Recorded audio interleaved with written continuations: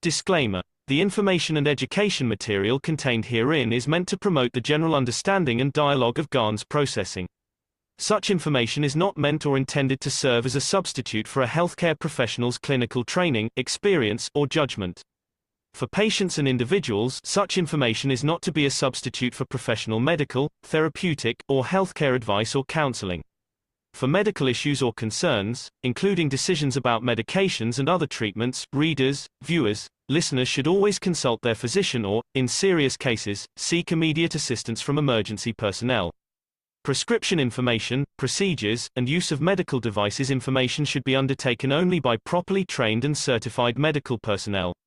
We specifically disclaim any warranties, express or implied, including implied warranties of merchantability or fitness for a particular purpose. Such information is provided, as is, and is believed to be accurate at the time of its publishing, but it is the viewer's job to evaluate the accuracy of any information found in this presentation. Every case presented is of their own experience, applied by themselves for themselves, and it applies to their case only.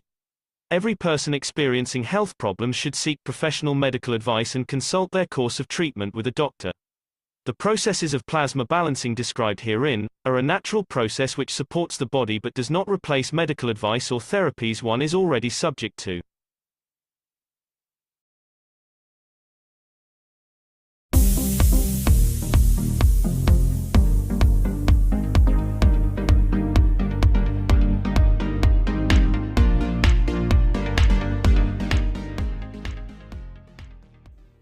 Free plasma, key to the universe.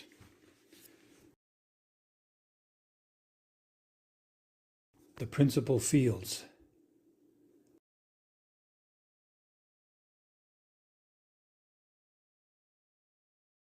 Create plasma.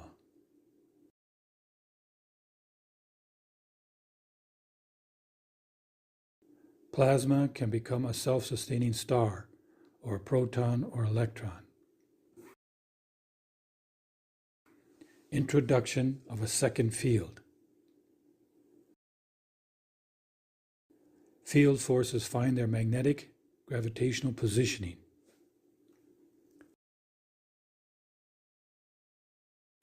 Two fields with a gap creates free plasma between.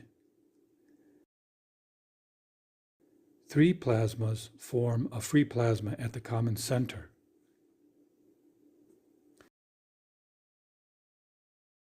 A fourth plasma allows the starship configuration with a free plasma core. An environment of tightly arranged plasmas appears as a solid structure. The nanomaterial process allows gaps in the structure for plasma flow. The gap inside the nanolayers creates free plasma in between.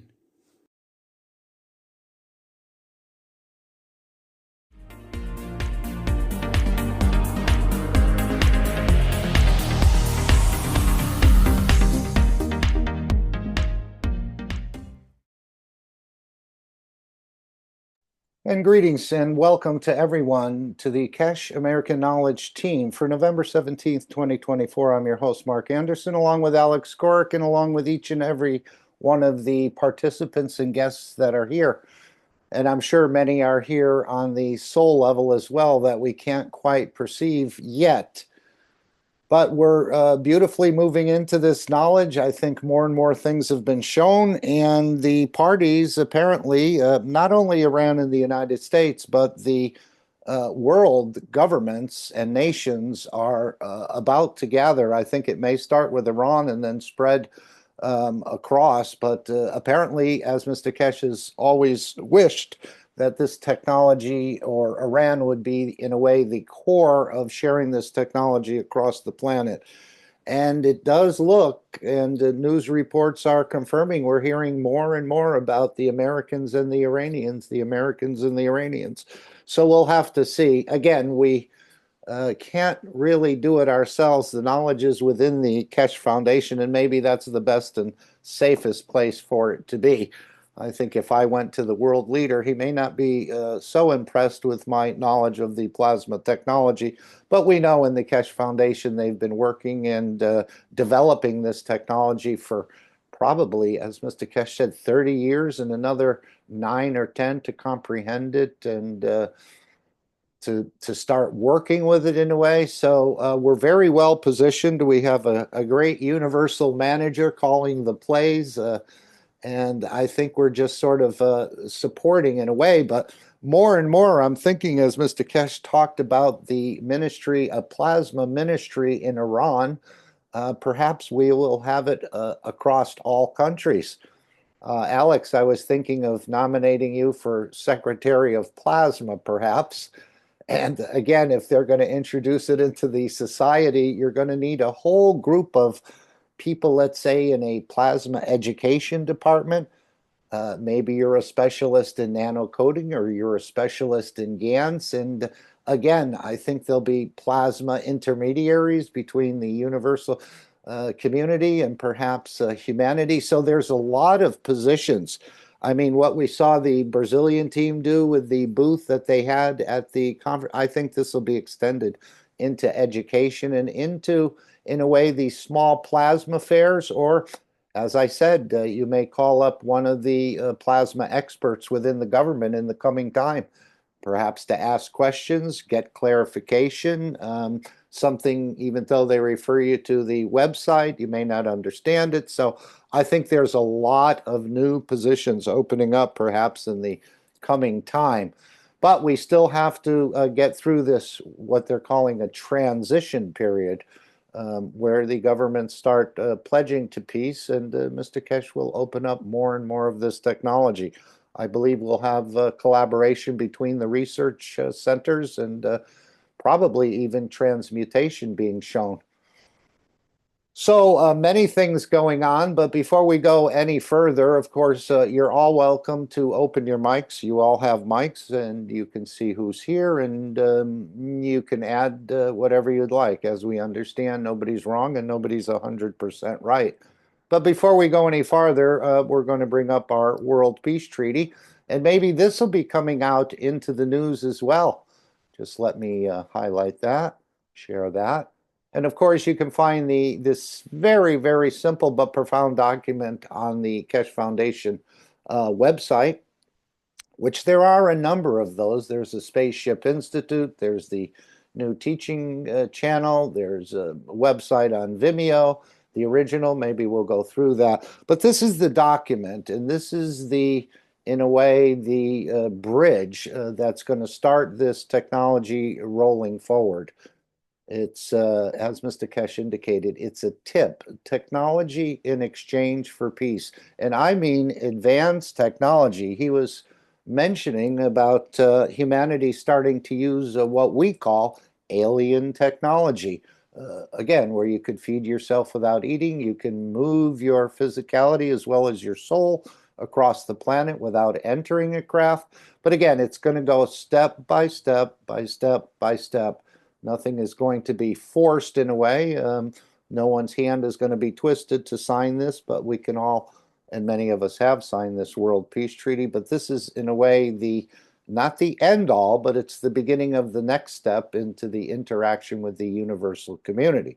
And as we've heard a number of times, it's going to take more than all of us on this planet to open up the technology.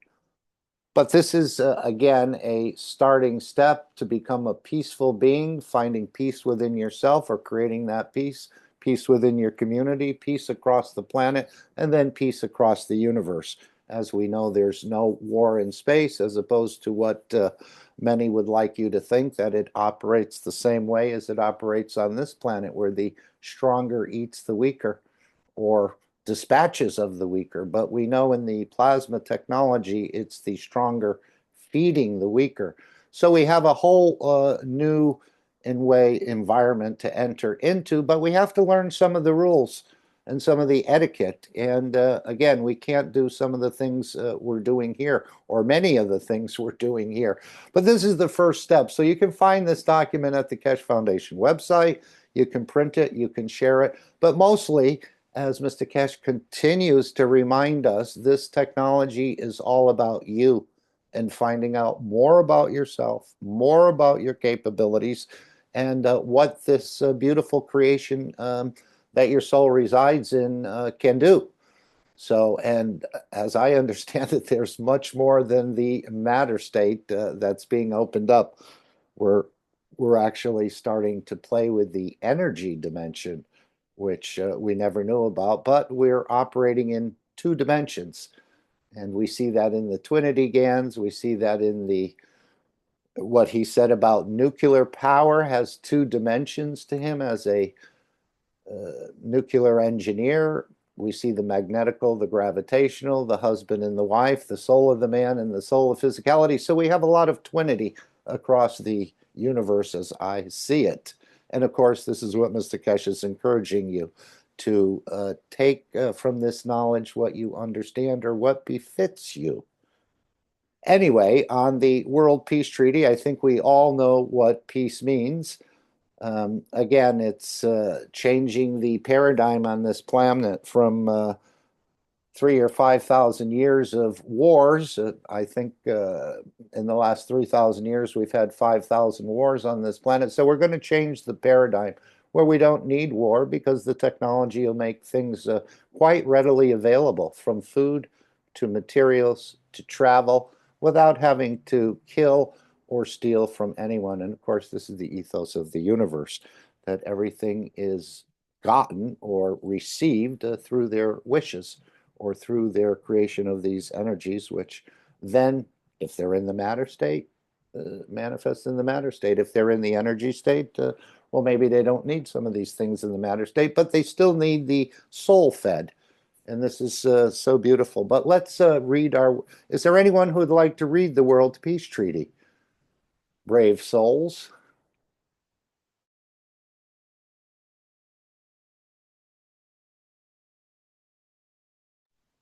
And of course, more and more peace is on everyone's mind, wishing for peace.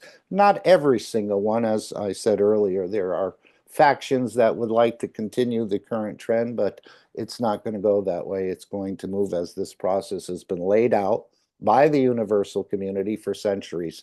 Again, it could be delayed, it could be um, sped up as well, but it will happen no matter what anyone from this planet thinks should happen, because this has already been dictated by the souls. So we're moving into this peaceful dimension with a new technology. And as Mr. Keshe said, you can't just ask the man to stop killing without replacing it with something else. So this is where the feeding applications will come in more and more. So this is our World Peace Treaty. Again, you can find it. You can sign it with a pen, or you can sign it with the pen of your soul. And if you're wondering where your soul is and why it's been hidden, you can ask one of the knowledge seekers or explore some of the teachings of Mr. Keshe. And it's quite an interesting revelation of where this little chap who's created your physicality and who exists in that energy dimension, apparently for an endless amount of time, is located. So the World Peace Treaty, we, as citizens of the earth from this moment on, accept to lay down all tools of aggression and war. We shall never think about getting involved or incite war, or develop or use any tools of war on this planet or in space. And to this we all agree and swear with our nation, with our territory, with our council. You pick our religion, our town, our city, or our body, or our soul. Simply put your name, your signature, date, and again, have it witnessed. Very simple. And after signing this treaty, be proud to display this certificate wherever you consider being important to you, that everyone can see and know your ethos to fellow men and the mankind and other created beauties of the Creator. And as we know, the Creator shows himself in trillions of faces, not only on this planet, but across the universe. So again, we need to respect all life. This is a starting point in a way, but it's up to you to employ it, to activate it, and to, in a way, live it. if you can. It's much easier said than done, but again, we're starting this whole process and trying to correct where we've gone wrong and understanding why we've gone wrong. And this is a whole revelation for many on this planet.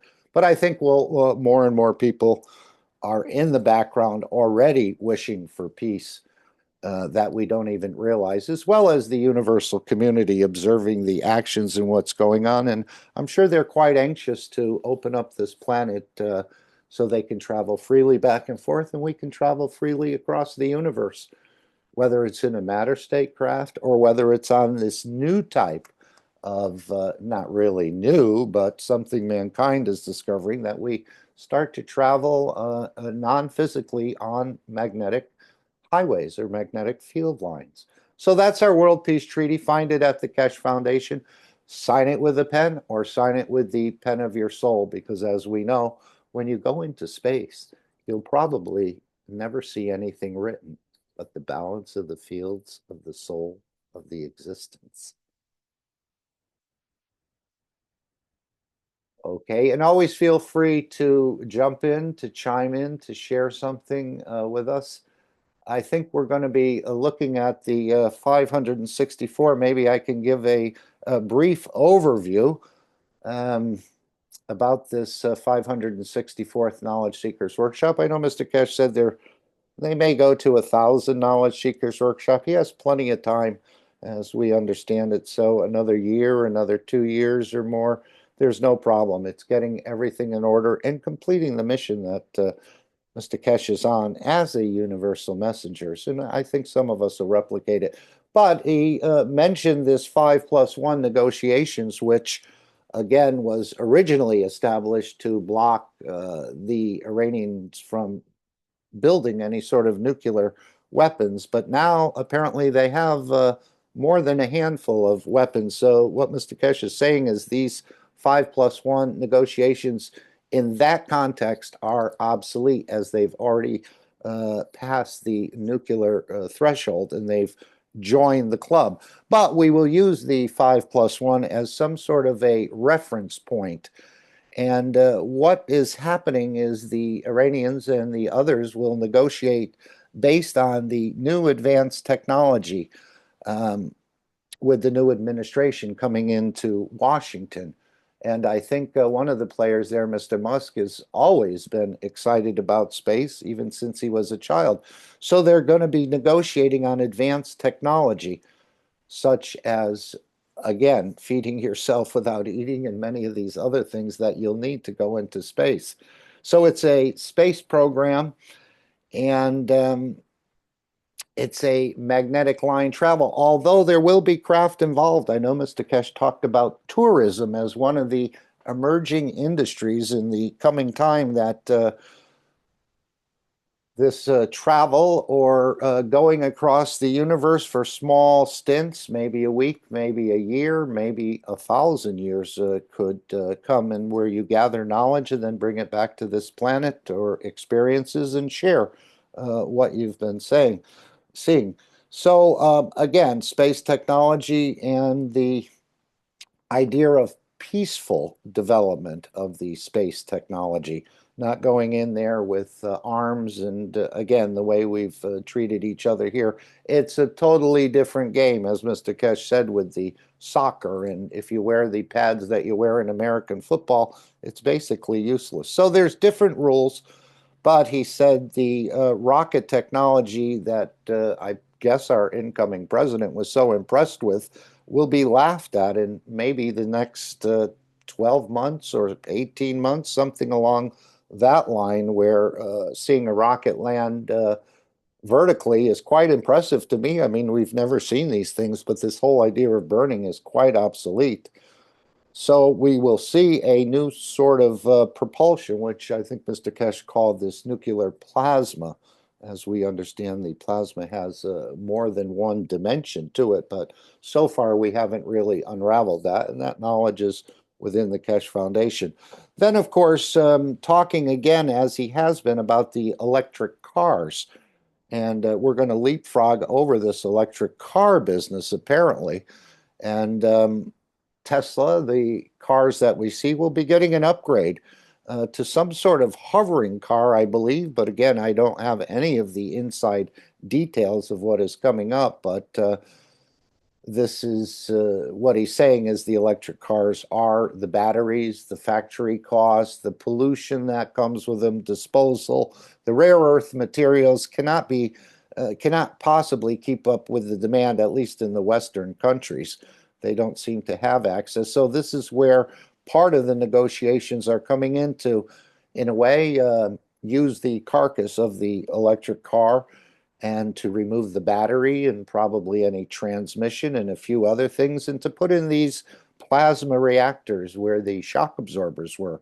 And this is the way that it'll be hovering, probably maybe an inch off the ground or something, but it becomes quite light, doesn't need to be fueled maybe once every 10 years. I'm not sure how that'll work. And of course, it'll run on your emotions, and these cars won't crash. So what's coming up to save Tesla in a way is this new hovering car, and I think we're going to see this, and it's quite a beautiful fit. And this is the same of what he said about the rocket technology, that we don't have to take 2 years or 22 months for a round trip to Mars. We can be there in a day, or probably even less. And it was mentioned that the Iranians will go to the moon and will go to Mars in the next perhaps 12 or 18 months. Again, things are fluid, so we can't say exactly when. All depends on how the scientists and the nations work with this. But the car technology that we're using, the burning or the electric cars, again, where do the electric cars get their power from? Power plants. So they're just burning oil in a location, but the same amount of pollution or even more is generated. So we're moving away from that. We're moving away from the rocket technology. But if nations want to stick with the donkey or the jumbo jet instead of the UFO or the new way of traveling the way the Creator travels, it's up to them. What else have we seen here in this last workshop? And of course, Mr. Keshe is asking some of the people that are already existing within space agencies to join the Keshe Foundation in a way, or introduce themselves to the people running the Keshe Foundation and make sort of a joint venture in a way. Because many, I think, realize that the Keshe Foundation has achieved weight reduction, lift, motion, and many other things. And so the foundation is asking scientists in the Russian, the Chinese, NASA, and they have many knowledge seekers there apparently, to join the new space program for peaceful purposes. And as he said, the nuclear has, we can't use the nuclear power going out into space, but we want to use the conventional way as we think of it, with the type of propulsion. And again, you think that that can last forever. But apparently, instead of using matter state, which is the nuclear end of it we're using now, we go to the nuclear plasma and tap into the energies of the universe, which are constantly available as a feeding or a filling up your energy system. And this is the way the Earth works, and this is the way I think as he said, we have systems in the lab that actually are replicating the energy that runs the Creator, if you can understand that. So it's a continuous feeding, and this is where we have a little bit of problem with our system, that it's only continuously fed up to about an 80 percentile feeding, and we need to kill and steal from others to fill that gap. But now, with these new energies and these rare earth materials, and perhaps some of what we saw offered in these spheres, this energy can then be continuous, which would give you that energy at any time to transmute. So we can go into space with a craft, or we can go into space on the magnetic fields. And this is part of teaching this whole knowledge of creation, which maybe they'll have a ministry of creation. who knows what can, we know there's no limit. So I think if we're going to bring it into the school system and into the overall society, people need to understand a little bit more of how this works. And of course, all these technologies are basically the same way as you work. So by understanding the technology or the transfer of energy, you're going to understand more about how your system works as a chameleon in a way that operates in the matter state as well as someone who operates in the energy dimension. But this is what Mr. Keshe is saying. We'll take man into space on these magnetic fields as well as the craft. But as we know, the craft is much slower and it's always subject to system failure, where the way you dream or this energy dimension is quite safe. You always usually end up back in your room or back in your bed, or again, you've expanded fields, you've interacted, and then the fields sort of retract and bring you back into your physicality. He's also talking about wearable technology that will continuously feed you. And that's what's coming up in these next sessions, I think, that you're seeing in transmutation testing. This is the part of the foundation where we keep the foundation free for humanity so it can be developed and not be encumbered by any sort of other interest who'd like to maybe only allow you a certain aspect of this technology, like creating water or perhaps feeding yourself, but not the full, as they say, enchilada. But Iran will go to the moon and Mars in the next 24 months, I think. And they're going to work, Mr. Keshe says they're working directly now through nations and governments. And this is what I've thought, and I think he said it a number of times, that we can't just bring this technology into the marketplace. As he said, I release the energy machine into the market. The energy machine will be gone, and within a very short time, I will be gone. So if you have the cooperation and collaboration of the major nations and anyone else who'd like to partake in it, the technology will obviously be accepted because the nations will be promoting it. But if I just went out there on my own as a rogue scientist in a way, and we've seen it in the past with the water car, we've seen it with Tesla, the inventor, and how all that sort of gotten, in a way, squashed. It really never came in, and all the other things that go with it. So it's our responsibility, in a way, to support on the energy level. As Mr. Keshe has always said, I'll handle the matter state of the matter, and you handle working through your energies and learning more about your own capabilities and capacities. But I thought it was quite interesting when he said that the Iranians were contemplating a ministry of plasma in the future. So I would imagine that'll extend to all nations, and there'll be many positions for example, if you're a doctor, you may want to be teaching other doctors in the plasma dimension of, let's say, health. If you're in agriculture, yeah, you may continue to grow food, but the new way of feeding is connecting with the soul of the seed or the energies of the universe to feed yourself. If you're in NASA, again, the new type of technology will be the magnetic gravitational field positioning, matter state reactors, so to speak, and also the travel through the energies of your central core. And this is beautiful. So there'll be many ways to bring this into the government and create ministries or a department of plasma, perhaps. And there'll be many specialists, as there are today, on all kinds of different subjects within the plasma. So this is what's coming on this planet. It's not going to be stopped. It can be slowed down, and maybe there will be a few more twists and turns in this, but eventually it will appear when we're ready for it. So that's the basic overview of the workshop. But I thought the Ministry of Plasma, is anybody volunteering to be a Undersecretary of State for Plasma? This is what I think we're going to see in the future time. again, for medical, for energy production, a whole new way of understanding and generating power on this planet, which again, we will not be using the resources of this planet, but we'll be using the energies of the universe. The same way energy is created in the universe. So that's just amazing. Mr. Keshe says he has a system that can create the energies that runs the creator. So can you imagine that sort of statement? And of course, as he said, we're doing these negotiations at the end of this workshop. He talked about bringing in knowledge seekers into the Oval Office.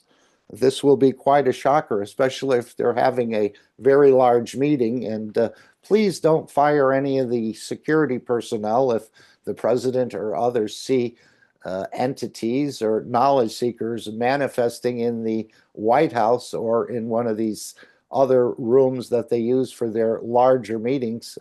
Don't blame the security personnel, because there is no way they could have stopped it, because this is all done on the energy dimension and not so much in the matter state. But he said that the president would see you, or he wants the president to see knowledge seekers and allow the president or the White House to announce it themselves. So that's, again, he said, there's a reason I'm doing this. It won't be announced, but perhaps this is what some of these transmutation tests are all about. And you say, what is a transmutation test? Well, let's go to the Keshe Foundation store if we can. Of course, there's many offers. This is the Christmas season, so there's a number of Christmas bundles being offered here. And let's see, here's what we're calling the next several nutrition and wellness transmutation tests. And this is the offer from the Keshe Foundation store. And this is helping develop it's an individual session for €600 plus the value added tax. And this is helping keep the Keshe Foundation free for humanity, but also developing a space program, which I wasn't really totally aware of. I was thinking more about myself and feeding myself and traveling myself, but this is a whole space program that's being developed in here. And you may get something out of this, you may not, but I think most people, all people, experience different experiences in these sessions. But this is helping to keep the Keshe Foundation free, and also developing, in a way, your inner strengths, or perhaps getting little gifts from the foundation that you're not even aware you're receiving. So we encourage all of you to take part. Now, it was very beautiful in the announcements, Mr. Keshe. Actually, this offer of the cosmic ray material, which is again a very powerful material that many nations want, and there's a lot you can do with this material, but it has to be taught through the foundation. But one of the things Mr. Keshe said, and they already had tested it, with a gram of this material, you can create a shielding over a nation. And there's probably a lot of other things that can be done. So they've had some issues with this material. It was escaping out of its container. They had to look for a new sort of package to put it in. And now perhaps we'll go to the announcements of Mr. Keshe and to see the beautiful way it was placed in these boxes. And again, this is not a toy. This is made from again, it looks like a matter state, but I think it's an energy state somehow. I think he was explaining that to Dean before. But let's go to our, if we can, the announcements. Okay, I see that one. Sometimes these things seem to disappear out of the tray. I'm just going to bring this up, and we'll listen to about 10 minutes or so of announcements, various things. This is, in a way, our roadmap of where the Keshe Foundation is going. And again, it's all subject to change. None of this is written in stone, and it all depends on what sort of developments. It can go quicker, or it can take more time, but this is at this stage of the game, if you want to call it a game, this is where we're at. So let's hear a little bit more about the announcements from the 564, where he shows the cosmic ray material, the case it's presented in, and then says this is not a toy, this is not for children to play in, and there'll be more instructions on its use. But apparently this is some of the more powerful material that's ever been released to mankind to use and to, in a way, a number of things. Probably travel and feeding, I would think, are two of the important aspects of this material. But as he said, with the cosmic ray bundles and things, there's nobody knows what's in this box, and there's many, many things that can be transferred on the line of these systems. At the 564th Knowledge Seekers Workshop. Sorry, any questions or comments? I don't want to keep the mic open just for me. I'd like everyone to open their mic when you feel it's appropriate for you. So if you want to stop this video, ask a question, or make a comment, please feel free. But this is the announcements in the last workshop. So let's continue with this.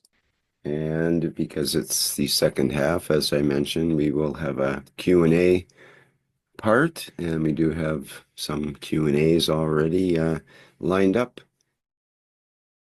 So for those listening in the future or that aren't attending this meeting, every Thursday at usually 9 a.m. Central European Time or Central European Summertime, Mr. Keshe does a live workshop. And there's a teaching segment of it, and then there's a question and answer and announcements as well of it. So it's a very friendly family sort of very easy to, nobody is criticizing everybody since we're not understanding a tremendous amount of this technology. So you can bring any sort of question you want. Mr. Keshe doesn't always answer it the way you may like or the way you would think he answers it, or he may divert the question into something else that he probably feels is more important at the time. But you're all invited to attend, to raise your hand, and you'll be given a microphone and allowed to ask almost any question. If Mr. Keshe doesn't want to take the question, he'll say he'll pass on it, or we don't answer this in the public domain. Maybe you want to contact doctors and so on and so forth. So you're all invited. It's a very family-friendly meeting, and you can bring just about any question you'd like. And you don't even have to submit your questions in advance. Mr. Keshe is quite capable of dealing with most any of our questions. But of course, Mr. Keshe usually has something he would like to say before we engage into that. Is that true for today as well, Mr. Keshe? Does it ever change?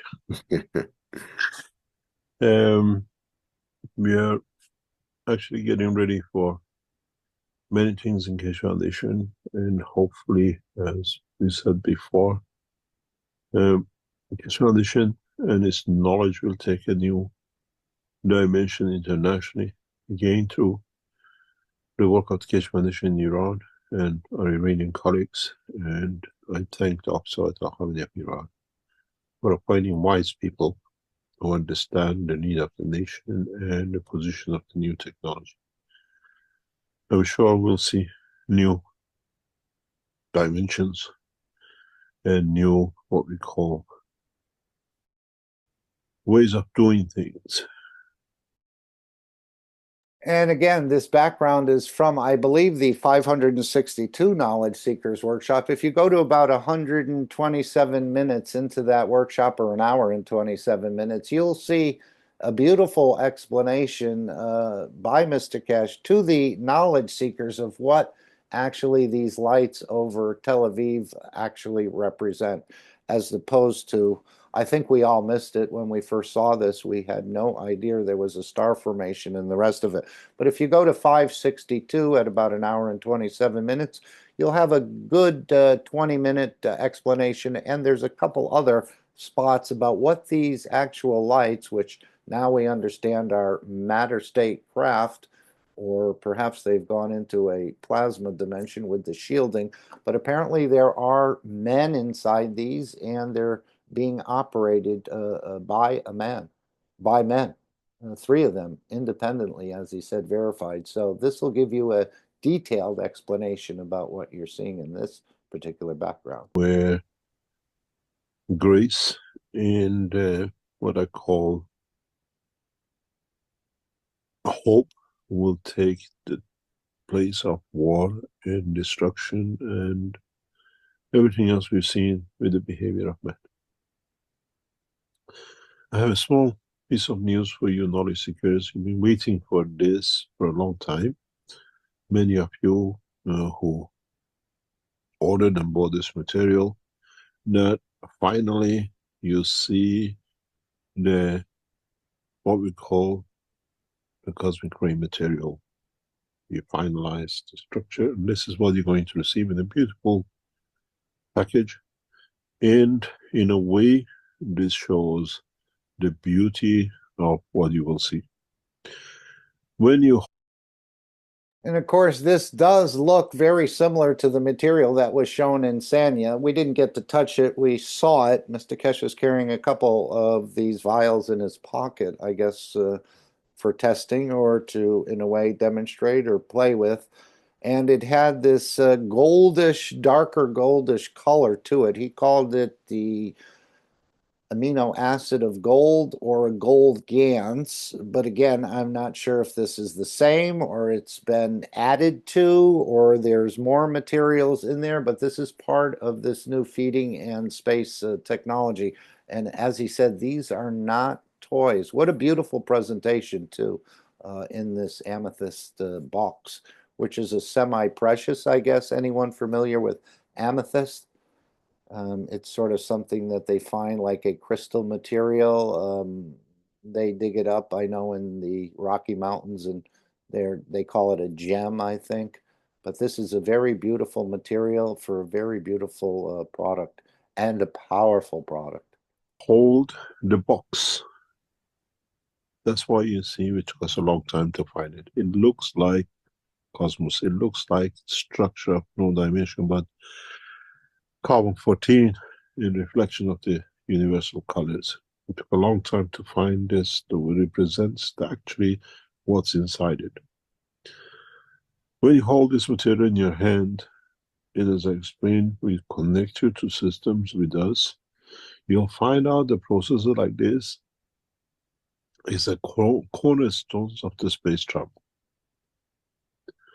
And in the next few weeks, you start receiving this. Those of you who ordered, you'll start receiving, because this is not even totally finished. It still needs a little bit of tweaking. Underneath of it will bear the emblem of the KFSSI and what it is. And this represents the true knowledge of man. And what in the future, this and the processes like this, elements like this, will be used to connect you to the dimension of the position. Then you learn through different process. In a way, by holding this in your hand and connection to our systems, we can transfer you anywhere in the universe.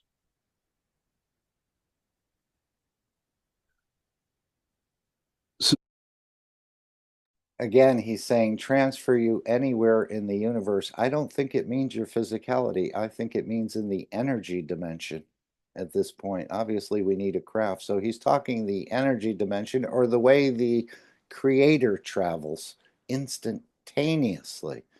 But apparently, we still need the support of some of the systems in the background until we learn to generate these energies, and maybe holding these balls will, in a way, inculcate that knowledge within you.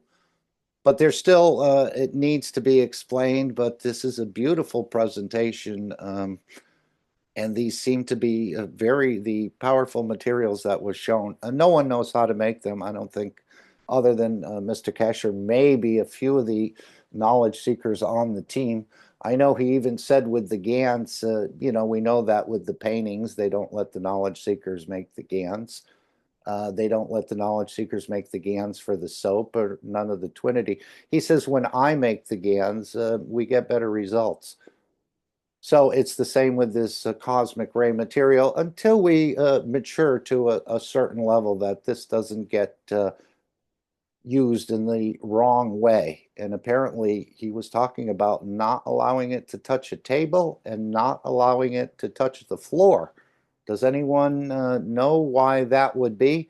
I mean, when we saw him apply some of the gold GaNs in Sanya, he actually put it on a table on a piece of paper and then rubbed it into someone's skin. There were two different strengths of this gold GaNs, one at 75 and the other at 90 something percent. And this is again the twinity understanding. Anyone know why it shouldn't touch a table? Once you take it out of your hand, you put it back into this container. I think he'll explain this. Systems like this will be built inside the body of the man. A system like this, with its energy, will be brought into closest proximity of what we call the soul of the man. You will understand the reason for it in the future.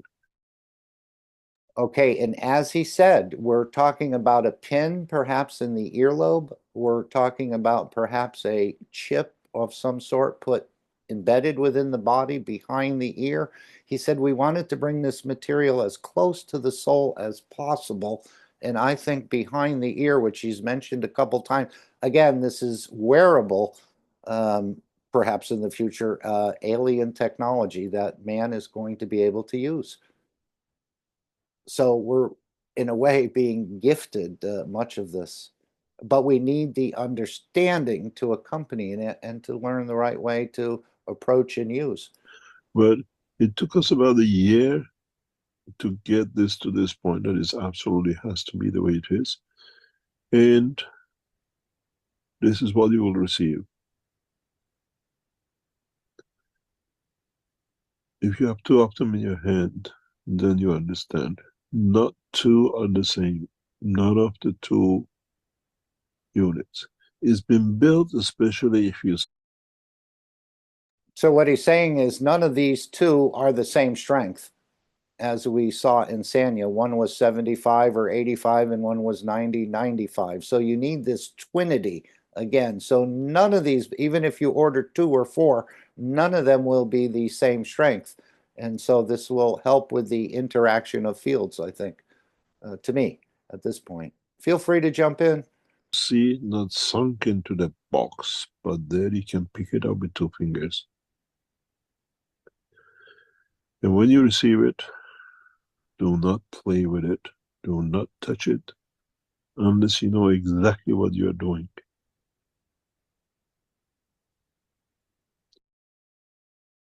Well, isn't that the first thing you do when you get something is you start playing with it or think? But he's in a way giving a disclaimer here not to play with this unless you know what you're doing. So this must be some quite powerful material. This is not a toy. And it's not for children. Even those who are adults and they think they understand, but in essence they're children of God. Try to understand what this material embeds in it and what this material carries with it. If you hold in your hand and you feel the energy of it, it means you're matured. If you hold in your hand, you feel nothing, it means you still have not connected to your soul. You will understand when you receive it, when you understand, when you mature to enjoy it and understand it.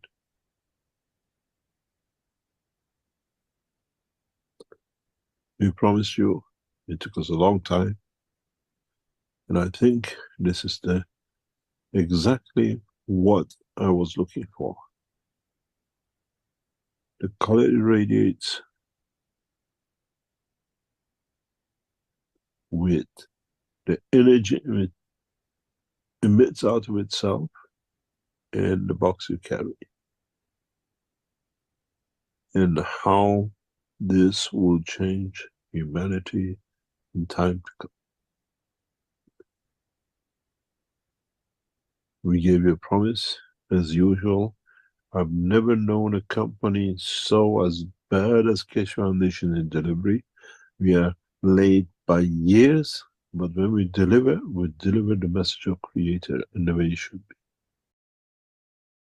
So again, the Keshe Foundation store for some of the products are, and not all of the products, but some, again, they don't always go out on time as you would expect it if you deliver or order from Amazon or one of the other Alibaba things where things arrive in a very short time.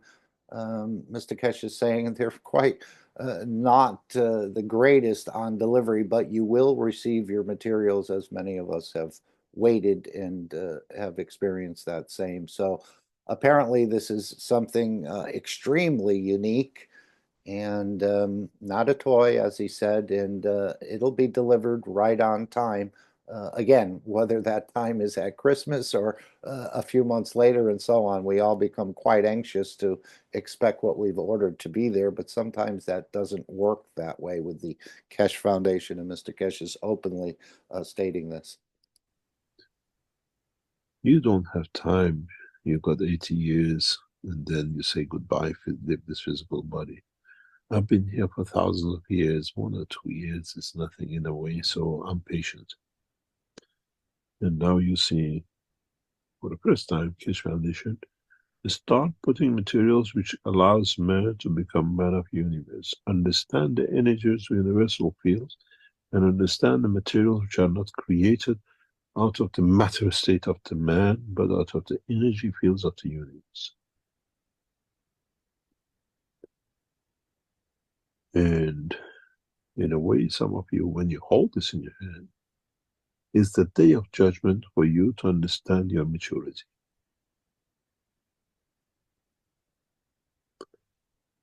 We promised. We are late by a couple of years, but that's not much important because now the material, his presentation, and his work is the work of the universe, and you will understand more as we start. Those of you like you use your headphones, the cosmic ray bundles, and the rest, how to use this, the way you use your discs, how to use this.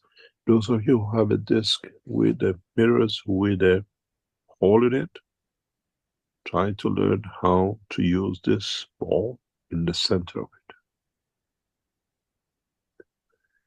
And then you will see the work of the Creator in your hand. So again, this is used in conjunction in a way, not necessarily has to be, but what it sounds like is being said here is in conjunction with perhaps these discs, which you can find in the store. He talked about putting this in that hole within the disc. We have the vision enhancement goggles. We have the cosmic ray bundles.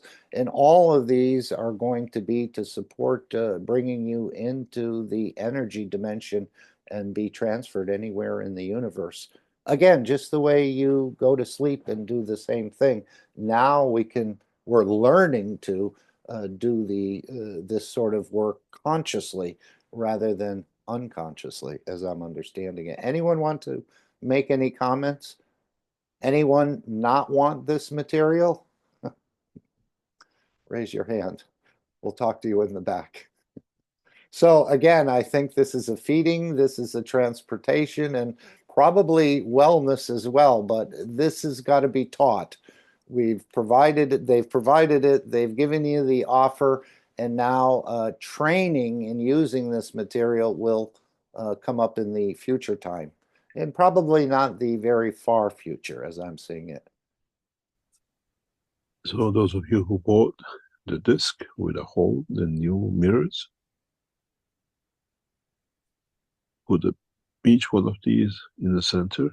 Make sure it doesn't fall. Make sure these things ever fall, touch the ground. Never let them touch a table. You take it from the box, return it back, because the box gradually builds its own cocoon to protect this. Does anyone know the reason for that? I know Mr. Keshe mentioned about not bringing the Ganses or some of these other cosmic ray bundles in a metal box because the metal has a way of interacting or something. Does anyone know why he would say do not allow it to touch the floor? Do not allow it to touch the table? Which again, you cannot carelessly just place this.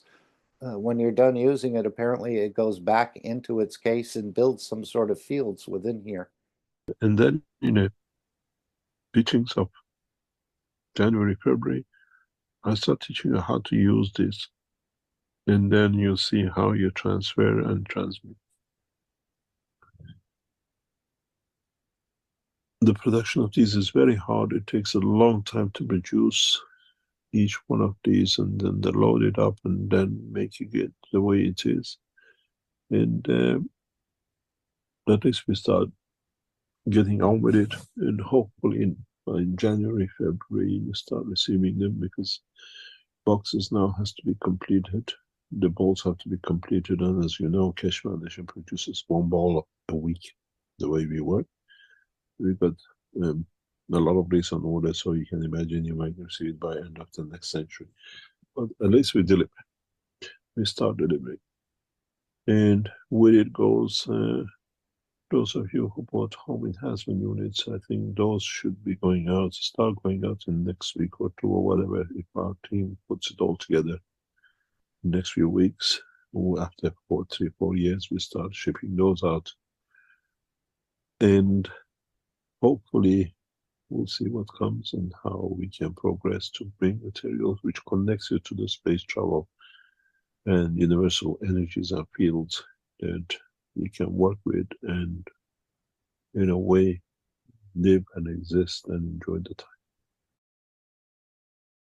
Yeah, it reminds me of the formation of the Universal Council, where he said the universe is the oyster for those souls who serve. Well, here's in a way the oyster and the little gold pearl inside it. So this is again a unique offer. I think Mr. Keshe said in the future these things could be used in combination with other things. Maybe there'll be a different selection of cosmic ray material, but to me this is in a way the oyster of the universe for us at this point. That little gold pearl that you find inside here, very valuable.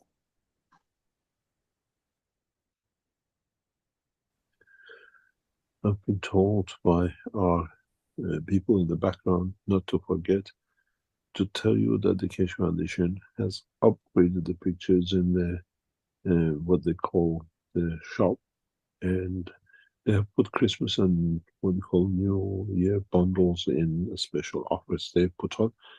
That one of them, I don't know if Ray can show, any of the gel packs which they've listed on the website, any 3 you choose is I think for 90.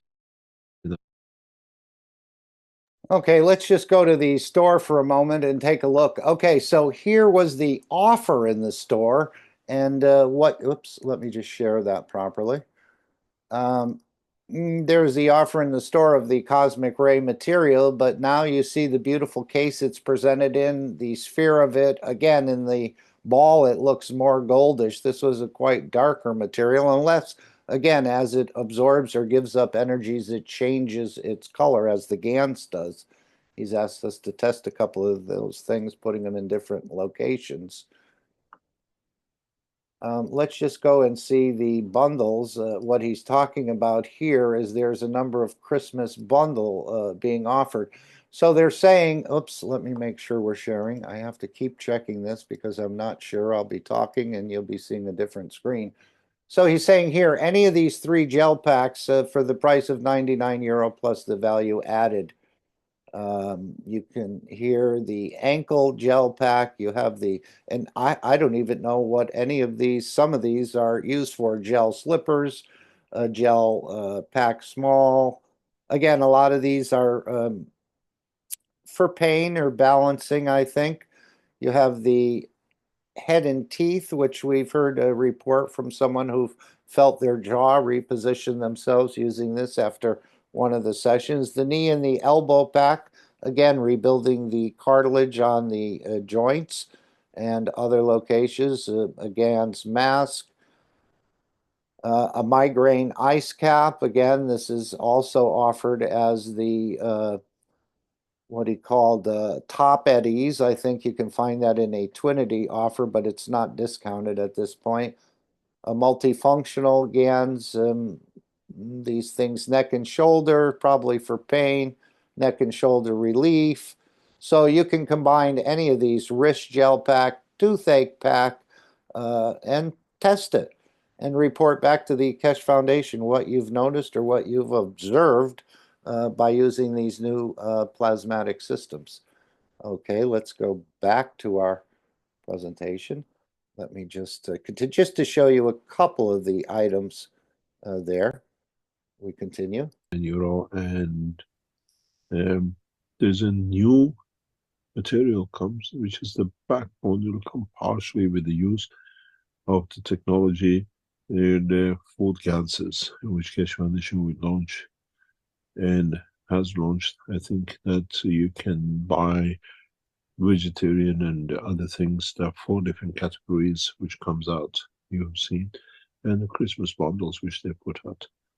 This is the usual things we know for past years, and this year there is no exception. If you go through the system, you see new promotion, new products, and bundles, the latest delivery time, if we can manage to meet the delivery time.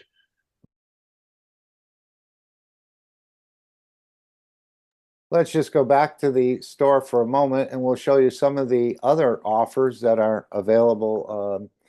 Okay, we'll return back to our page and you'll always going to see this little, for some reason, there's some glitch there within it. Of course, here's the nutrition and wellness, what he'll talk about shortly, the cosmic ray material, which is a beautiful presentation.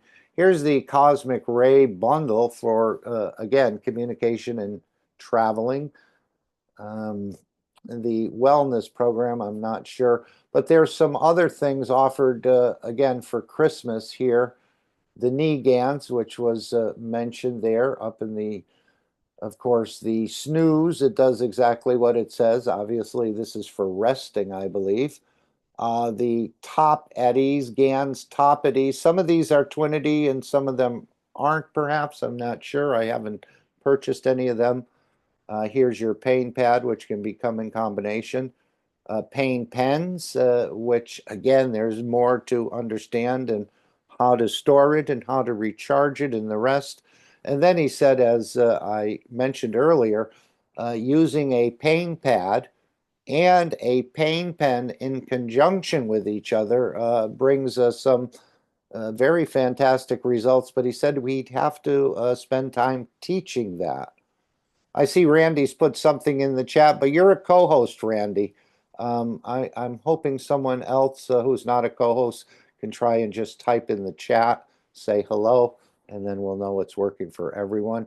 And of course, you can recognize some of these things here as the Twinity cycle GANs. Again, this is a menstrual cycle sort of product, as I understand it. Detachment GANs for addictions or other sort of things that are plaguing you perhaps on a regular basis. This is the flagpole GANs for men who go through menopause, or if, again, reviving your physicality in a way with your partner. Here is the Twinity heat GANs. This, again, is not so expensive, and I think this is for hot flashes and so on. Randy, any sort of thoughts on that? I'm not sure if I believe it's for a heat flashes, but I know you sort of felt very hot in one of the other sessions. I think it was in one of the 558th Knowledge Seekers Workshop, perhaps. I know Mr. Keshe talked about a cup of heat, but I think this is for hot flashes. Twinity pause GANs, again, for women to sort of revive their loving side of themselves, if we could put it that way, the intimacy. It sort of revives that. Here's a Twinity sight GANs, which, again, maybe it doesn't correct your vision, but it opens up the vision in the eye of the soul in a way, plasmatically. Then we have the stamina GANs, which I think this one can be combined with other GANs. He talked about stamina as strengthening your soul, I believe, or that you could hold a certain position, let's say. But these, the stamina can be combined with others, as I think. Let's just click on this. The Twinity, again, all these are Twinity products.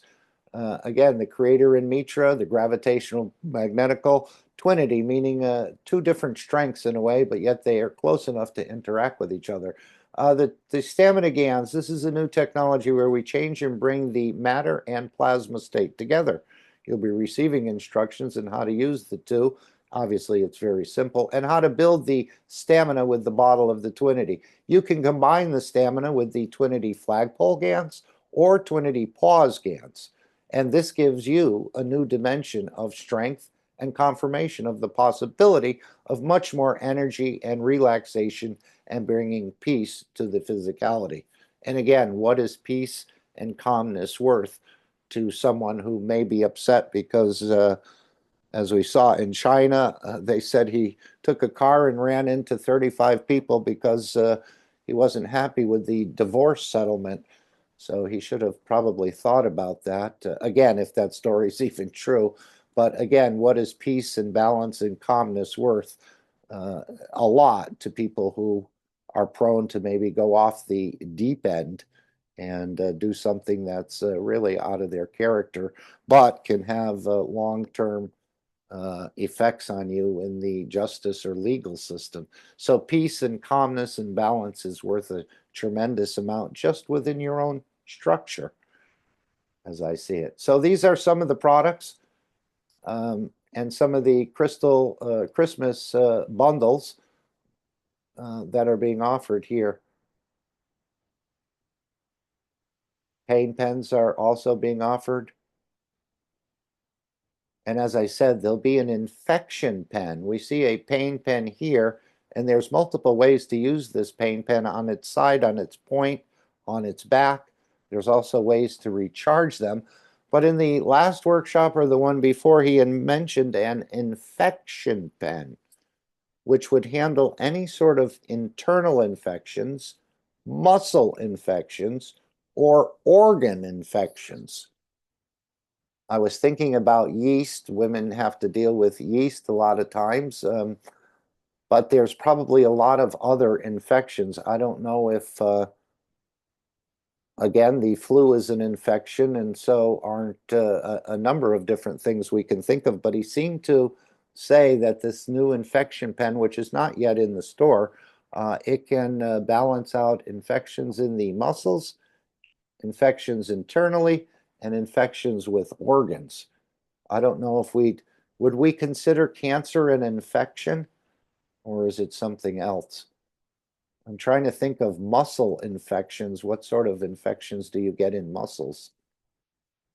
We know organs can obviously get infected with things, but again, these are products beyond the imagination of the man, and fairly inexpensive at €100, especially if they relieve what they're doing. They're very inexpensive. Just the copay in most insurances are $50 or more, as I understand it. So these are the offers in the store. We encourage you to take advantage of them, keeping the Keshe Foundation free. Report back to us as knowledge seekers what you noticed, what you experienced. Even buy it for someone who would like to try some of these products. Maybe they're having migraines, maybe, and again, migraine is a very debilitating situation, and most people want that relief. So you could really bring a number of blessings on different people. And of course, that would open this new dimension for them into the plasma technology, perhaps in the feeding, perhaps in other areas. So again, visit, yes? Yes, Mark, I can't find the little box. Do you have a special link for that? The The little amethyst, box. the one with the round ball in it. This is it, right here. Oh, okay. It just doesn't look. No, it doesn't look like anything that's been offered, does it? But this is the picture that's been up in the store for a number of months, and he's saying this is the cosmic ray material that they've had so Okay. much trouble with containing. It was escaping, apparently. They were looking for a certain thing. I think it was going to go this way, and then apparently they decided to create, as he said, when he was in the diamond business, and they used to make diamonds, and if it was only a $10,000 diamond, they'd just put it in any old jewelry box as a presentation. But when it was a much more expensive stone, they needed something that would enhance its presentation. Of course, we all know rings, or the setting of the ring is part of the enhancement of the presentation, but also these boxes. So they've gone back and forth. They've searched a lot, as he said, when he was in the business of diamonds. He said sometimes it would take them months to find the appropriate box or the appropriate setting, in a way, in a box to put it in. But what we see with that amethyst and the um, cosmic ray materials. So this is the product here, as I understand it. Of course, you can always contact customer service to verify, but this is what it looks. Now we see this material here is dark, but the if we look, okay, it's not there. Let me just see if we can. I took a picture. If I Okay, know how to send it to the class, I don't know how to send it. you could try to put it in the chat, copy it, and put it Exactly. in the That's chat, what I meant. Oh, or you could share. What do you mean? You sent a picture of what, Herb?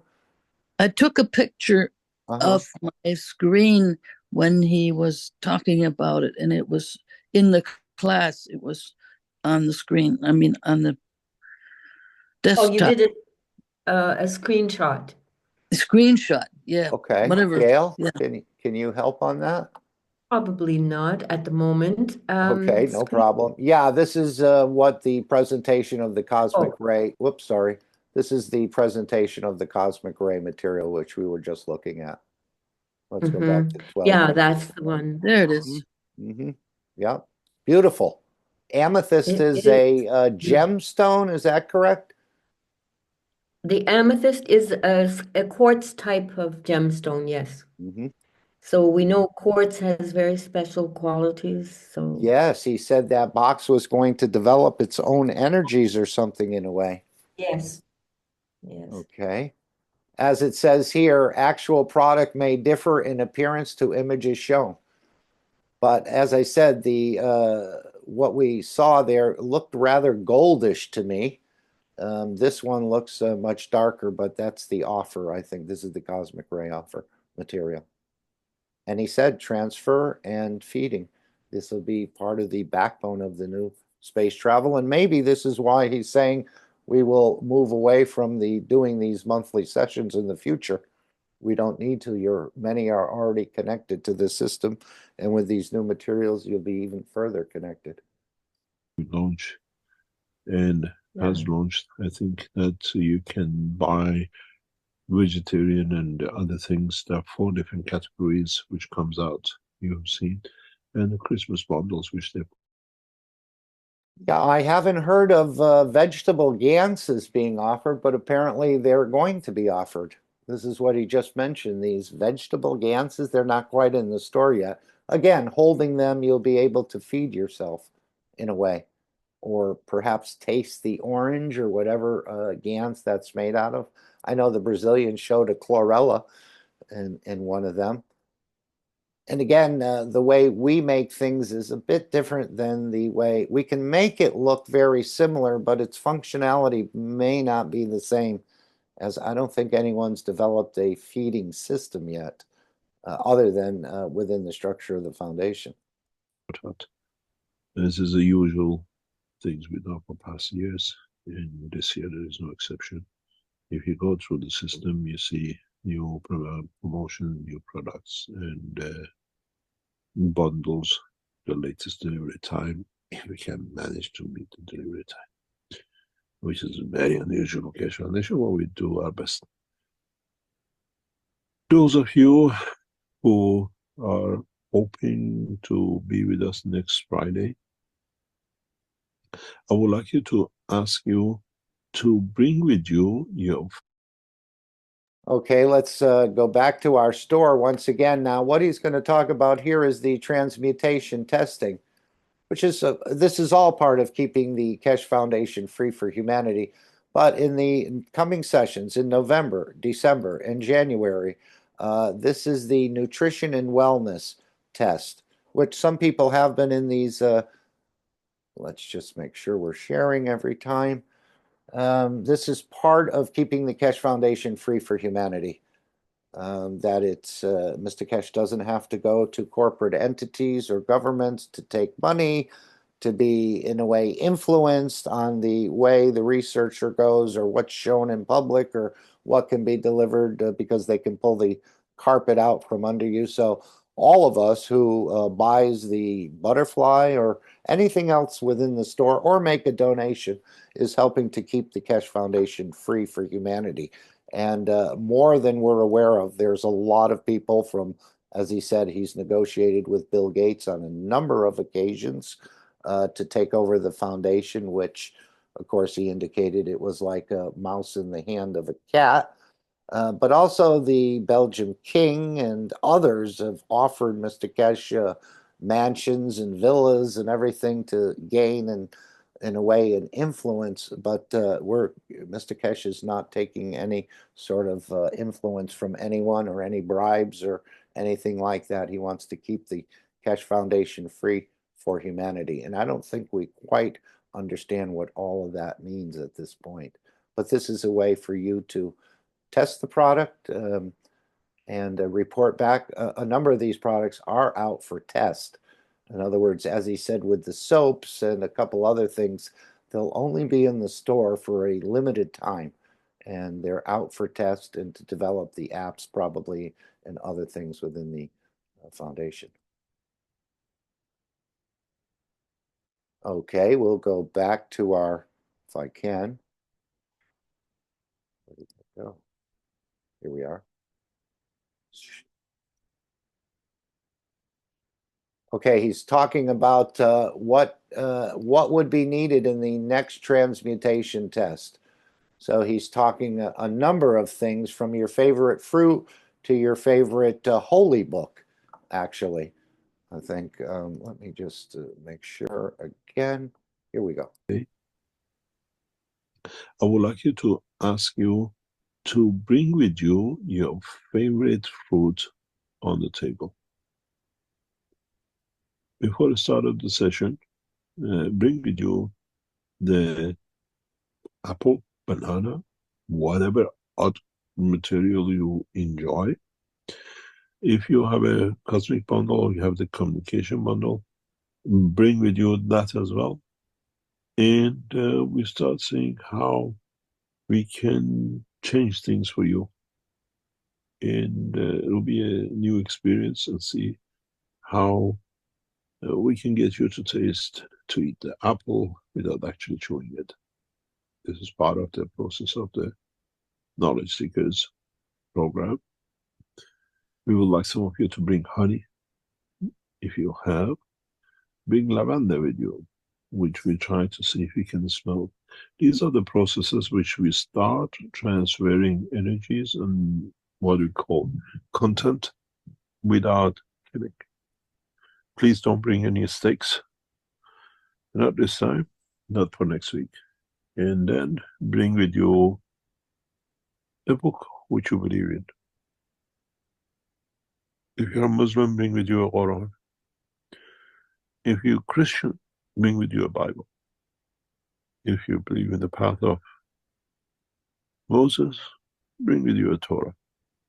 And see how, through the process of the next 3 months, not only we feed you to feel the taste of the food, but the one which misguided your physicality, your soul, in the dimension of the word of the Creator, where you'll understand the true essence and the fruit of messengers and not the fallacies of time. You have to feed the man both ways, the soul and the body. Exactly the way the Christ said, this is my body, this is my blood. Where the blood is in a way significance of the soul and not physical blood. And man never understood. where the bread was manifestation of the physicality of the man. And then now we know the blood is creator of the soul of physicality, which touches the soul of the man. But that time he could not say so. But now that you become knowledge seekers, you understand the symbolism and the significance of his talk. Where the blood of the man is connected to the soul of the man and soul of his creation. Bring with you both. See if you can feed both your soul and your physicality. Any questions? Okay, any questions? Any comments? Let's see if we can go to our next part of this, which in a way I thought we'd share a little bit of what happened at the Brazilian conference, which we all supported on the soul level, and they had a beautiful experience. I think in a way, let me just share this. This is a beautiful picture over Rio.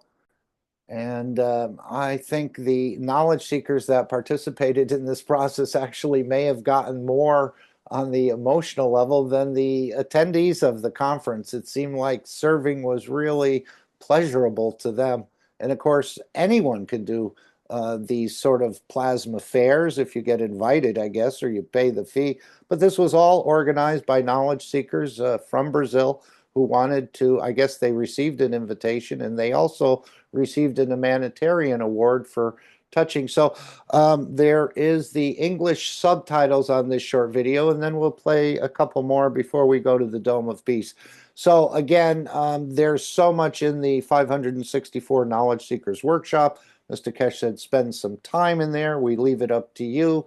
But let's just see the beautiful work the Brazilian team is doing and inspiring all of us. As Mr. Keshe said, they're probably the most active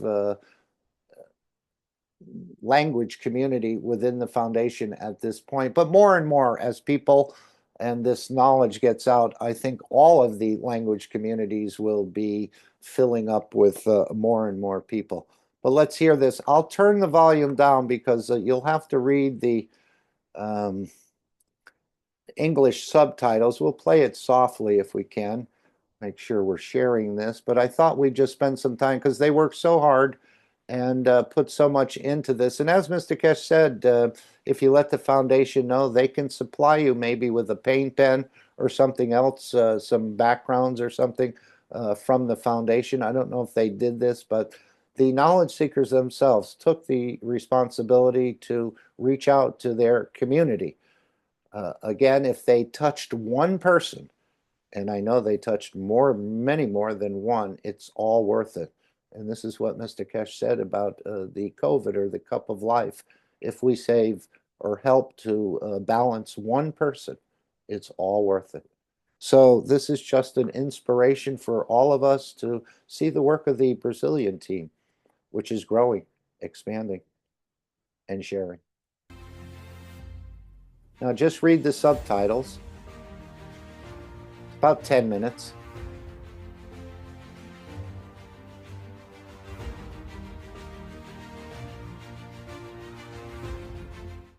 O sonho de levar o compartilhar da tecnologia para as interações presenciais com mais pessoas se realizou.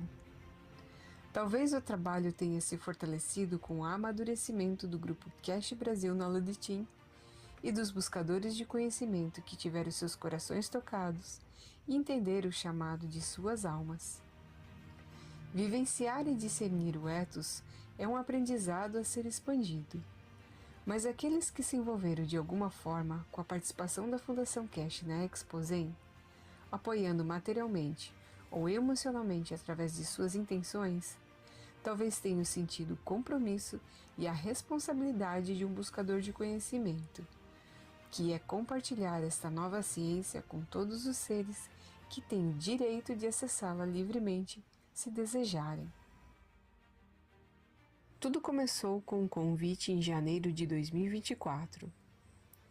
O representante da Fundação KAKT Brasil recebeu um convite para realizar uma palestra de forma presencial na cidade do Rio de Janeiro, em uma conferência que ocorreria dentro da Exposen, um grande evento voltado para a área de bem-estar, terapias holísticas e espiritualidade. Com a definição da participação do Rafael Teixeira como palestrante, surgiu a ideia dos voluntários organizarem um stand para a divulgação da tecnologia. Com isto, criou-se um grupo específico no Telegram focado no planejamento para o evento. O stand foi contratado, os materiais gráficos definidos, os dispositivos a serem levados escolhidos, e tudo realizado com a contribuição financeira possível de cada um. Foi um stand pequeno de 4 metros quadrados, que encheu de alegria e amor um gigantesco espaço. Os campos foram sentidos por muitos que afirmaram serem como atraídos para lá. Um detalhe curioso é que o stand contratado era no meio da área destinado a este fim, mas por algum motivo foi remanejado para os fundos. Na quinta-feira, dia 7 de novembro, alguns buscadores de conhecimento já chegaram à cidade e notaram uma grande movimentação de equipes policiais e de veículos oficiais. O Rio de Janeiro estava preparado para o G20, cujas reuniões laterais vêm ocorrendo desde o mês de outubro, culminando a cúpula de líderes nesses dias 18 e 19 de novembro. Não pareceu acaso que um grupo de voluntários da Fundação Keshe se reunisse presencialmente, justamente na semana anterior à chegada dos presidentes. Uma grande responsabilidade para que os buscadores de conhecimento mantivessem cuidadosa atenção ao ethos, pois teriam a possibilidade de tocar as almas daquelas lideranças com seus campos.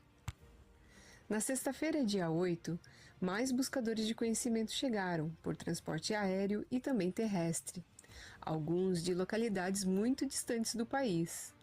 Um buscador de conhecimento percorreu entre ida e volta quase 6.000 quilômetros de carro só para estar presente no evento. Viu-se o amor pelo conhecimento movimentar pessoas de todos os pontos do país, no desejo de compartilhar a felicidade de estudar a ciência do plasma.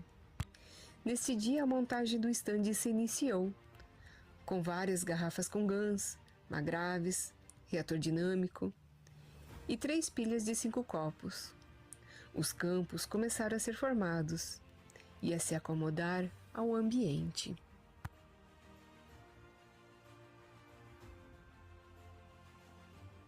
No sábado, 9 de novembro de 2024, logo que o evento iniciou, foram recebidos vários visitantes no estande, afirmando estarem ali pela oportunidade de assistir à palestra do representante da Fundação Keshe Brasil.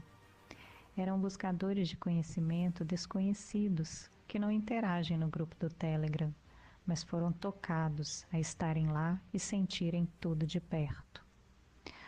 Coletivamente, no mesmo dia, pouco antes da palestra, foi feito um copo da vida 1. E coincidência ou não, assim que os GANs começaram a se formar, foi notada uma letra K aparecendo no fundo do pote de vidro.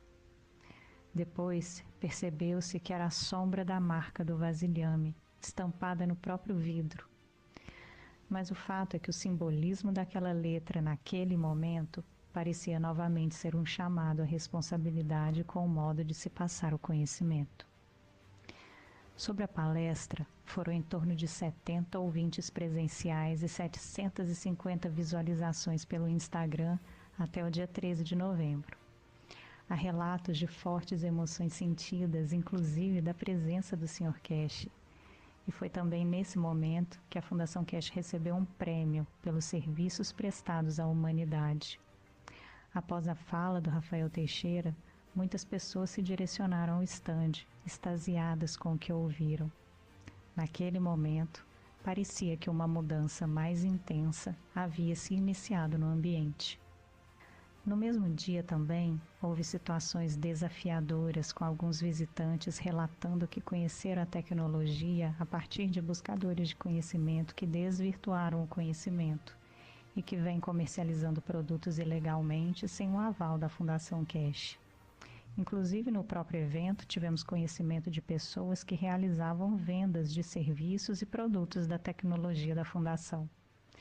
O interessante é que parecia haver um campo tão forte no stand que essas pessoas sequer se aproximaram. Já no domingo, dia 10 de novembro, foi percebido uma energia diferente. Um campo agradável e poderoso era sentido de modo muito presente. Viu-se vários visitantes do sábado voltarem no domingo, trazendo outras pessoas para conhecerem a tecnologia. Em torno de 300 pessoas estiveram conversando com os voluntários da Fundação Keshe e foi notável como vários corações foram tocados. Almas que se alegraram por encontrar a ciência do plasma. Eram olhos brilhando e sorrisos alegres de esperança renovada por tudo que tinham ouvido, visto e experienciado. Podemos observar isso nos relatos coletados com algumas pessoas que, de tão emocionadas com a experiência dos 5 copos, desejaram tornar público o que sentiram. Vamos ver alguns vídeos agora.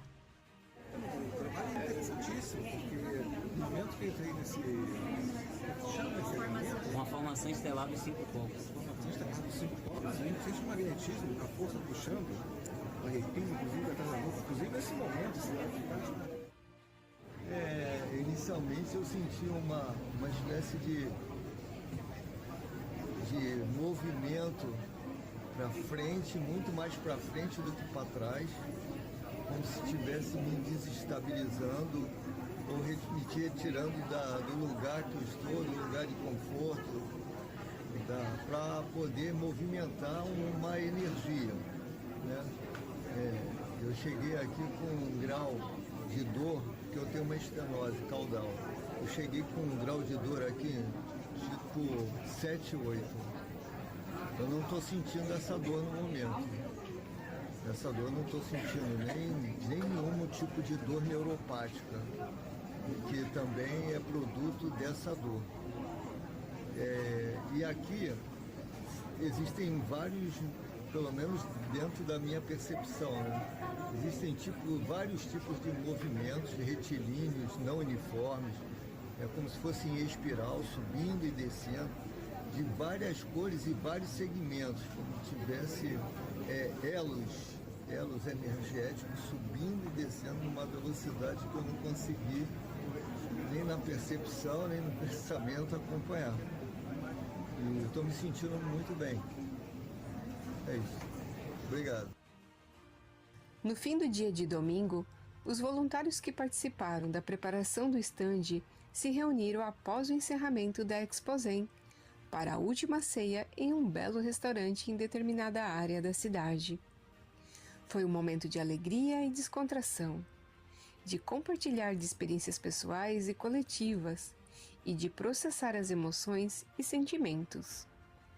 Mas a maior reflexão pode ter sido sobre o ethos que permeou o trabalho e que parece ter sido fundamental para que absolutamente tudo seguisse da forma correta, sem contratempos que não fossem solucionados facilmente. Até a alimentação foi esquecida durante o evento. O trabalho e os campos pareciam nutrir as fisicalidades, que simplesmente não sentiram fome. Uma semente do paraíso na Terra foi deixada ali, não somente para tocar corações durante o evento, mas talvez para preparar um ambiente para as almas dos oficiais e líderes nessa semana crucial do G20. Um detalhe interessante, só percebido durante a ceia, é que o restaurante escolhido está situado dentro de um forte militar em funcionamento, e ali ocorreu a última intenção diária pela paz mundial, com todos reunidos fisicamente.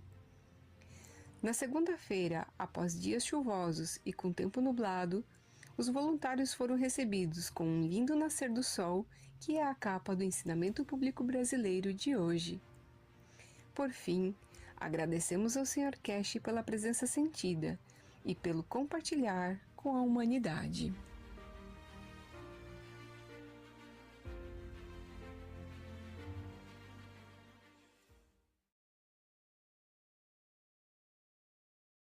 Muito bem, pessoal. Então esse foi um vídeo aqui para você.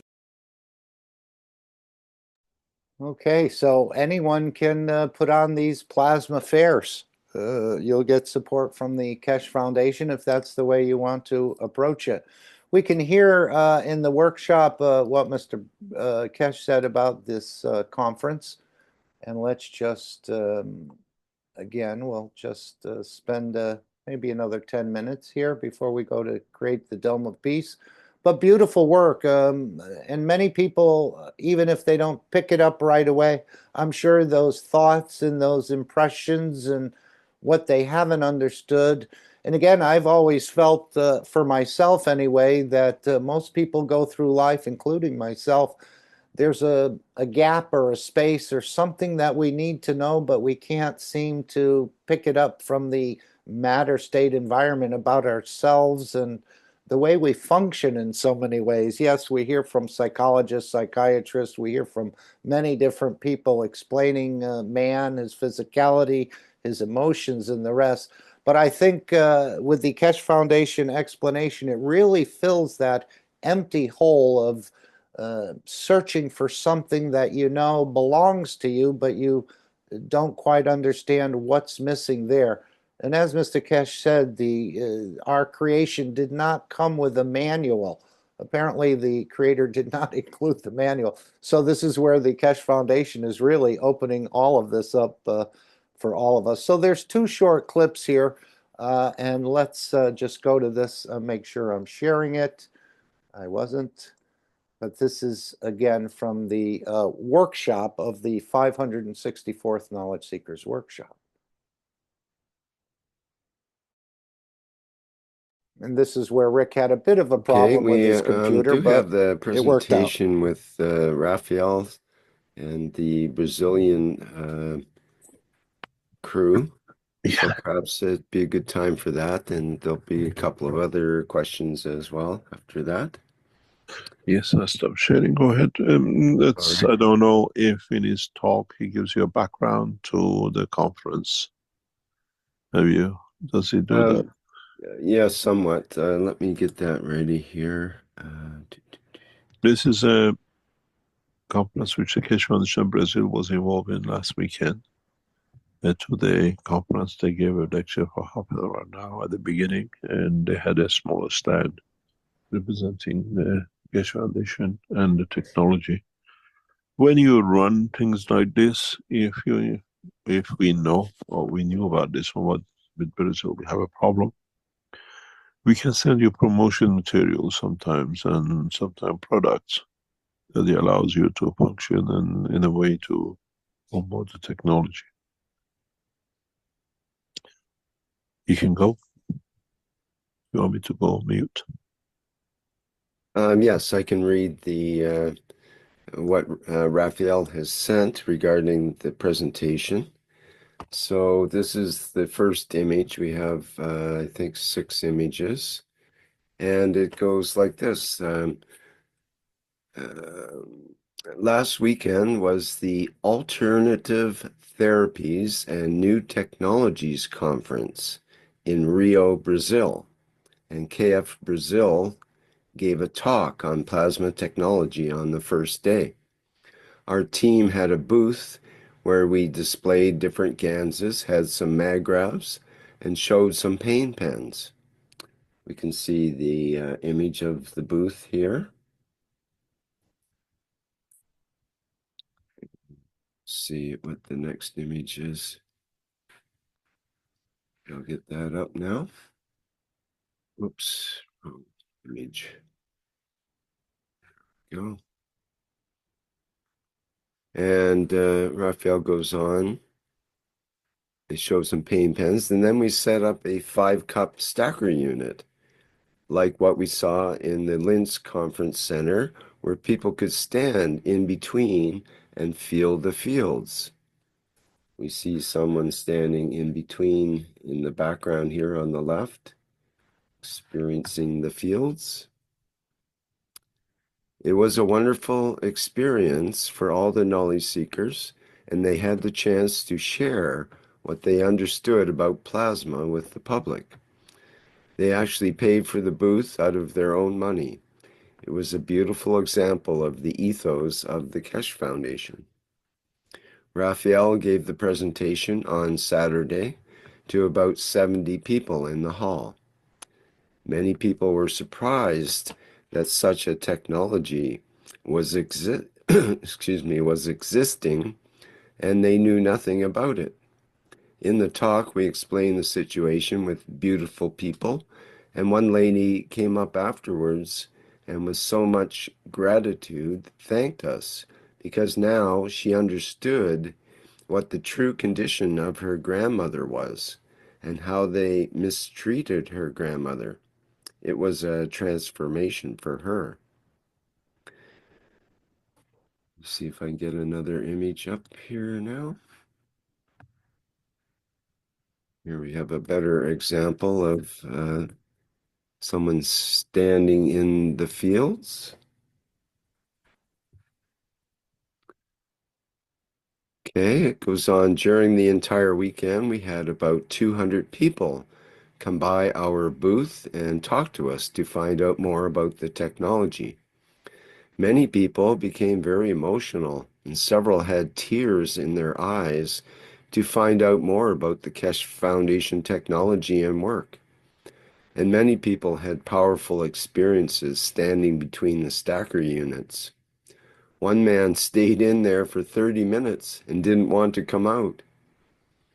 Many people commented that they could feel the energy of our booth from a far distance. And knowledge seekers said they felt Mr. Keshe's presence with us, and especially during the presentation. Let me get another image out here. Keshe Foundation was given the Humanity Award for our work and the impact we are having on society, along with other organizations. We would like to thank all the knowledge seekers who were with us and everyone who sent their best intentions for the success of our participation in this event. I'll get another image up here.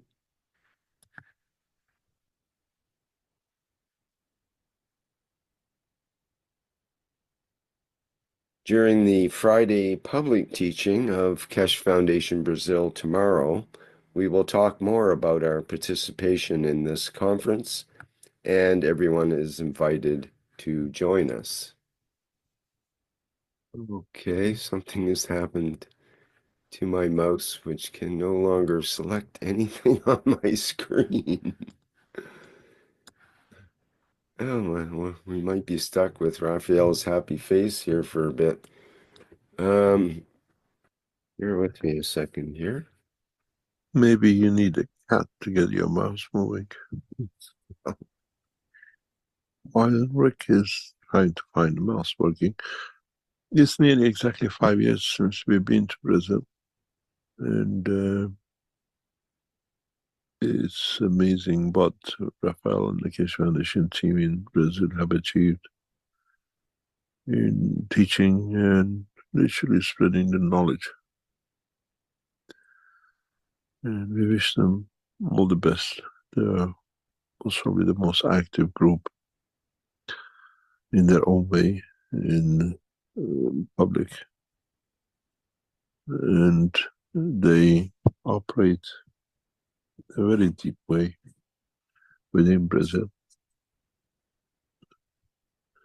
Rick, you're back with us. Can you hear me or can you join us? Yes, I can hear you. Yes, and I'm back.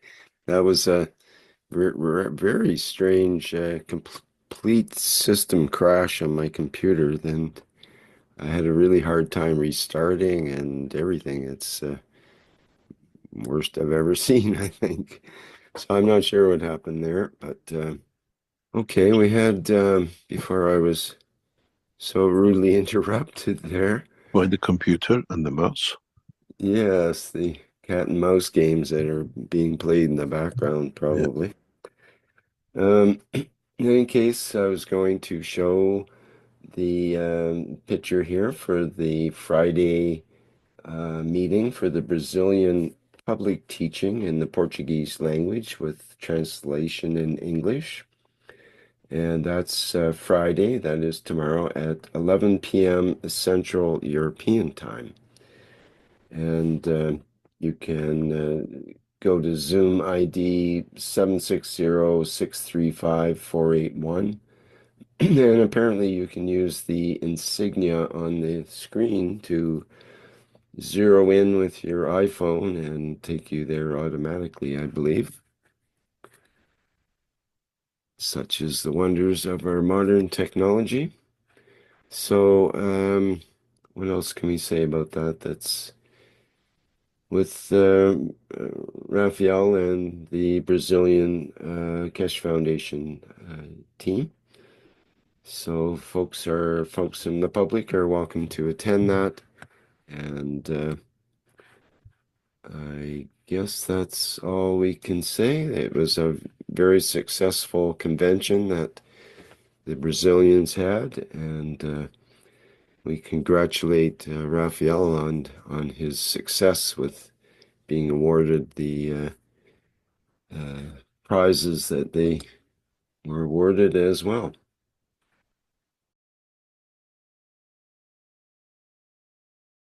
Okay, and we thank the Brazilian team for inspiring all of us of what can be done just with the number of knowledge seekers willing to share the technology in the public domain.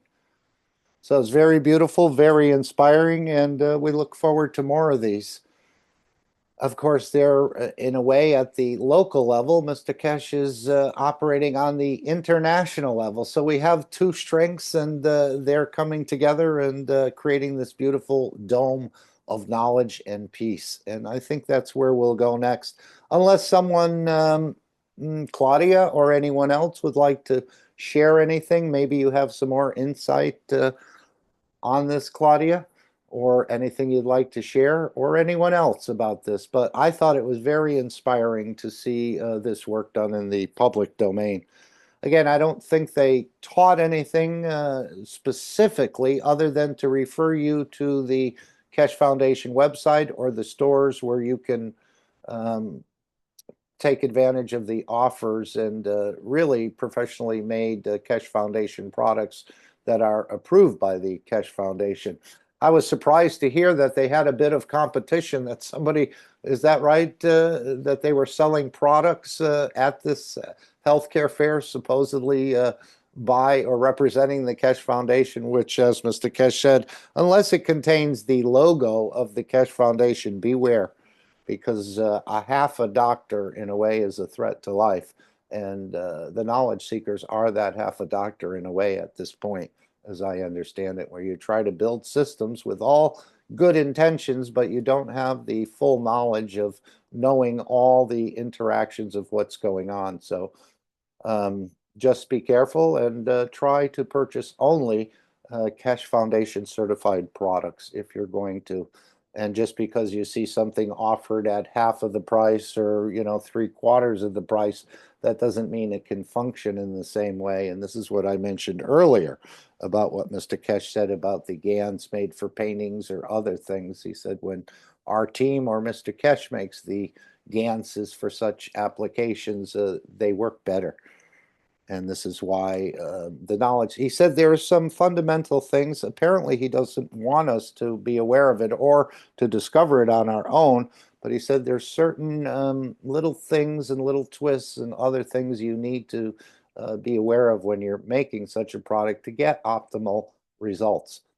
And so the team, I think, and Mr. Keshe, as he said with the knee GANs, he said he was the only one that, Mr. Keshe was the only one that could make the knee GANs. So again, try to purchase products that are authorized by the Keshe Foundation. Claudia, anything you'd like to say or mention? Or again, it was very beautiful and very inspiring of seeing what can be done very humbly, but yet they've touched so many people.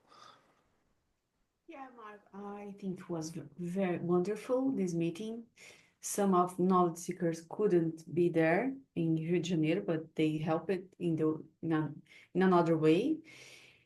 But these knowledge seekers now, it's so enthusiastic and wants to do many kinds of similar things in another dates in next year. So I think it's good for the others knowledge seekers from the world to do the same way and to share the knowledge, I think, with the ethos.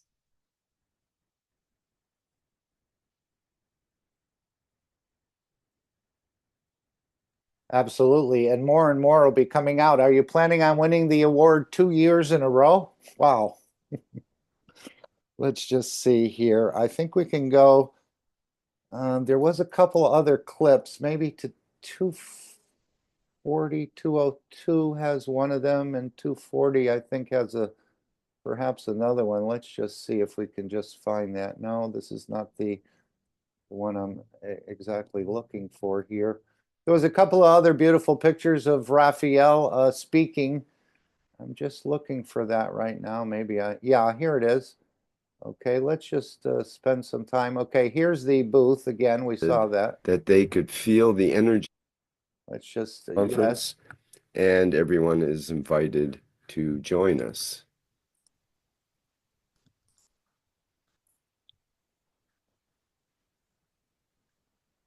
I think there was something else here I wanted to share.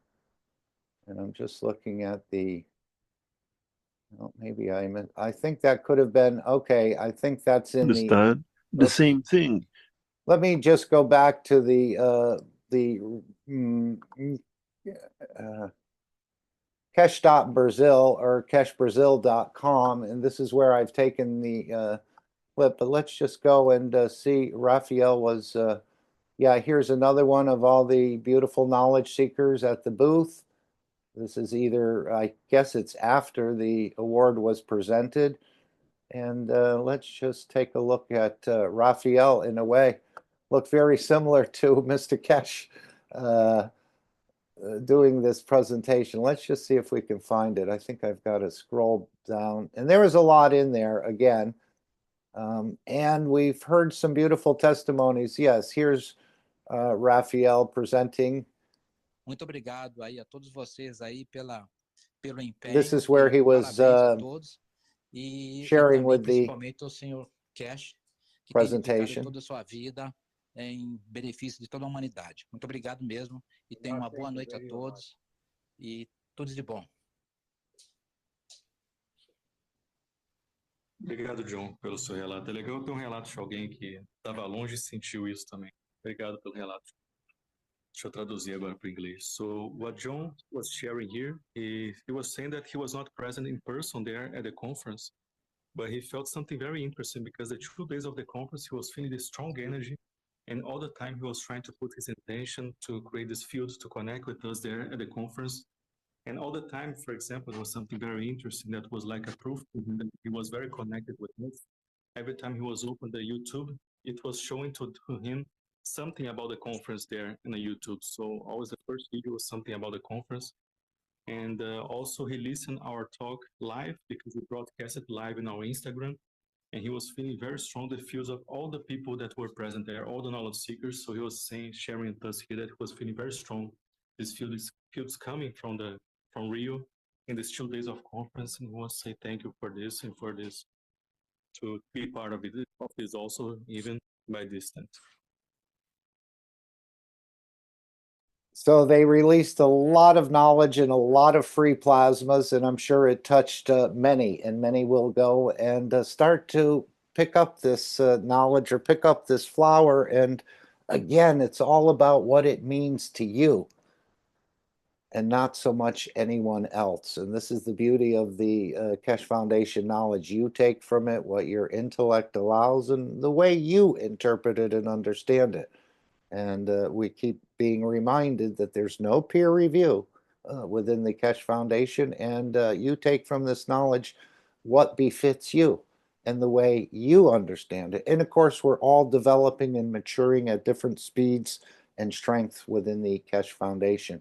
So we're learning from each other, we're sharing knowledge, and in a way, we're not criticizing the others because they don't understand it the way we think we understand it. And again, that's a whole topic, I think, within itself.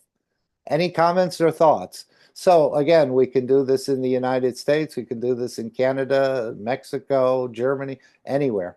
And of course, this is all part of sharing the knowledge and introducing people as Raphael said, many people weren't even aware this sort of technology is on the planet. And as we showed the star formation, very few, not even the knowledge seekers, picked up on what was happening there over the skies of Tel Aviv until Mr. Keshe basically told us. So we're one of the few individuals, or as a group, that we understand exactly what's going on. In addition, most likely, to military people, world leaders, and others that know exactly what happened and how this technology was demonstrated in the public domain. Unfortunately, it had to be in a warring situation, and hopefully, as Mr. Keshe said, this is a peaceful technology, and we can start to show the piece of it. Well, I guess they did in a way, you could say that. But even to more to bring balance, wellness, energy, without stealing again from the resources of this planet, as we're so used to and think it's our right to do.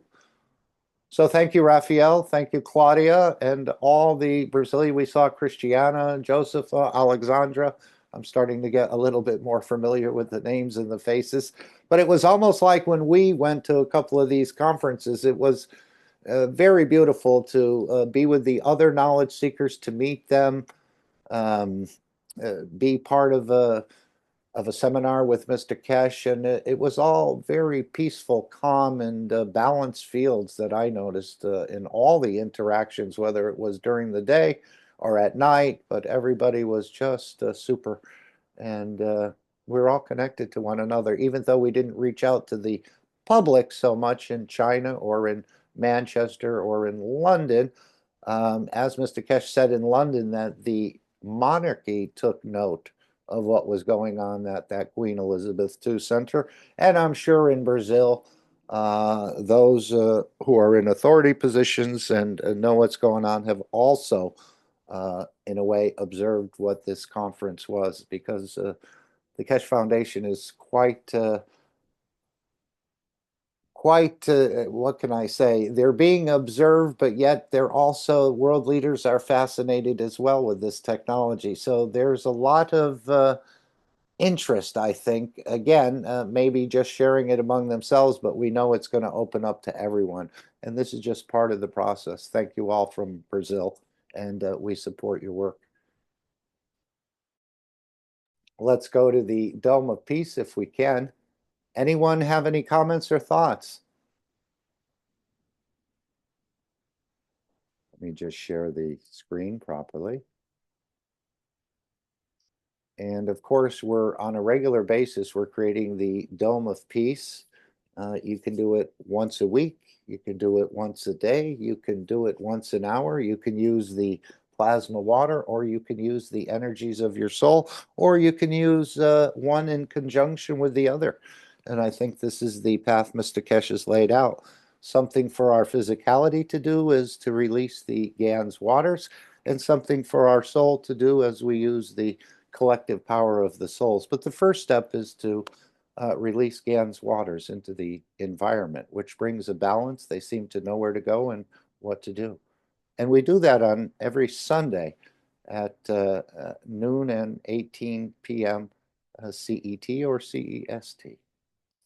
I don't know if anyone want to read this Dome of Peace. Anyone want to offer? I With will a nice read it voice. for you. Okay. This is what came in and what is now become a pattern. This from a guy, I don't know him, but he says, please remember this Sunday and every Sunday from now on, till we raise the soul of this planet to a peaceful planet.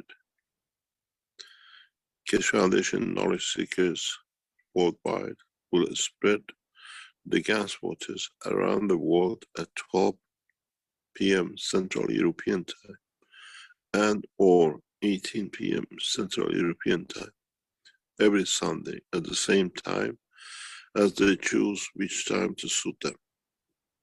Thank you for participating in this greatest movement by the soul of the man to bring about the peace on this planet as the permanent feature of the life of this planet.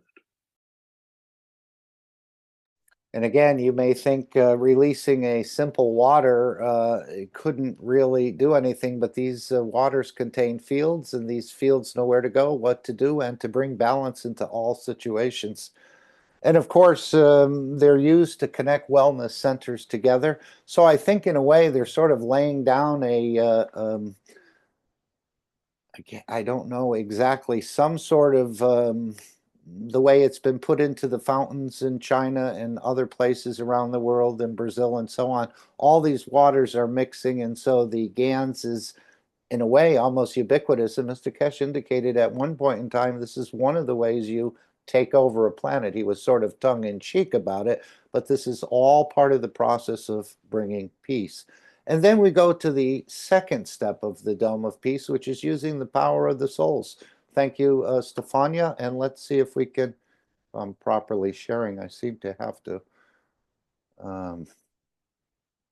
continue to check my share. So this is the second step of the Dome of Peace, and now we use the power of the souls.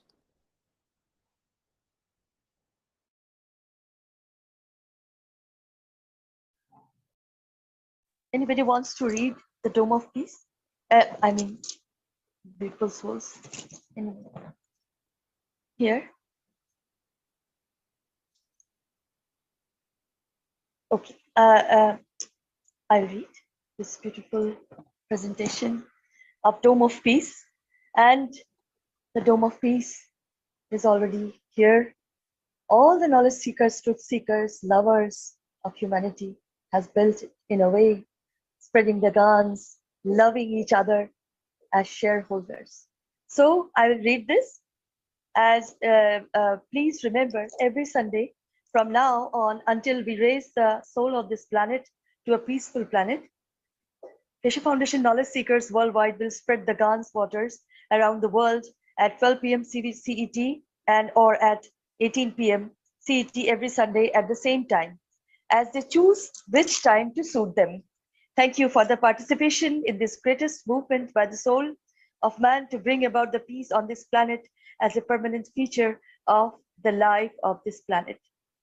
Mr. Keshe suggests we add the next step to create the Dome of Peace with power of the souls, as we have already going through this with the 2 eyes.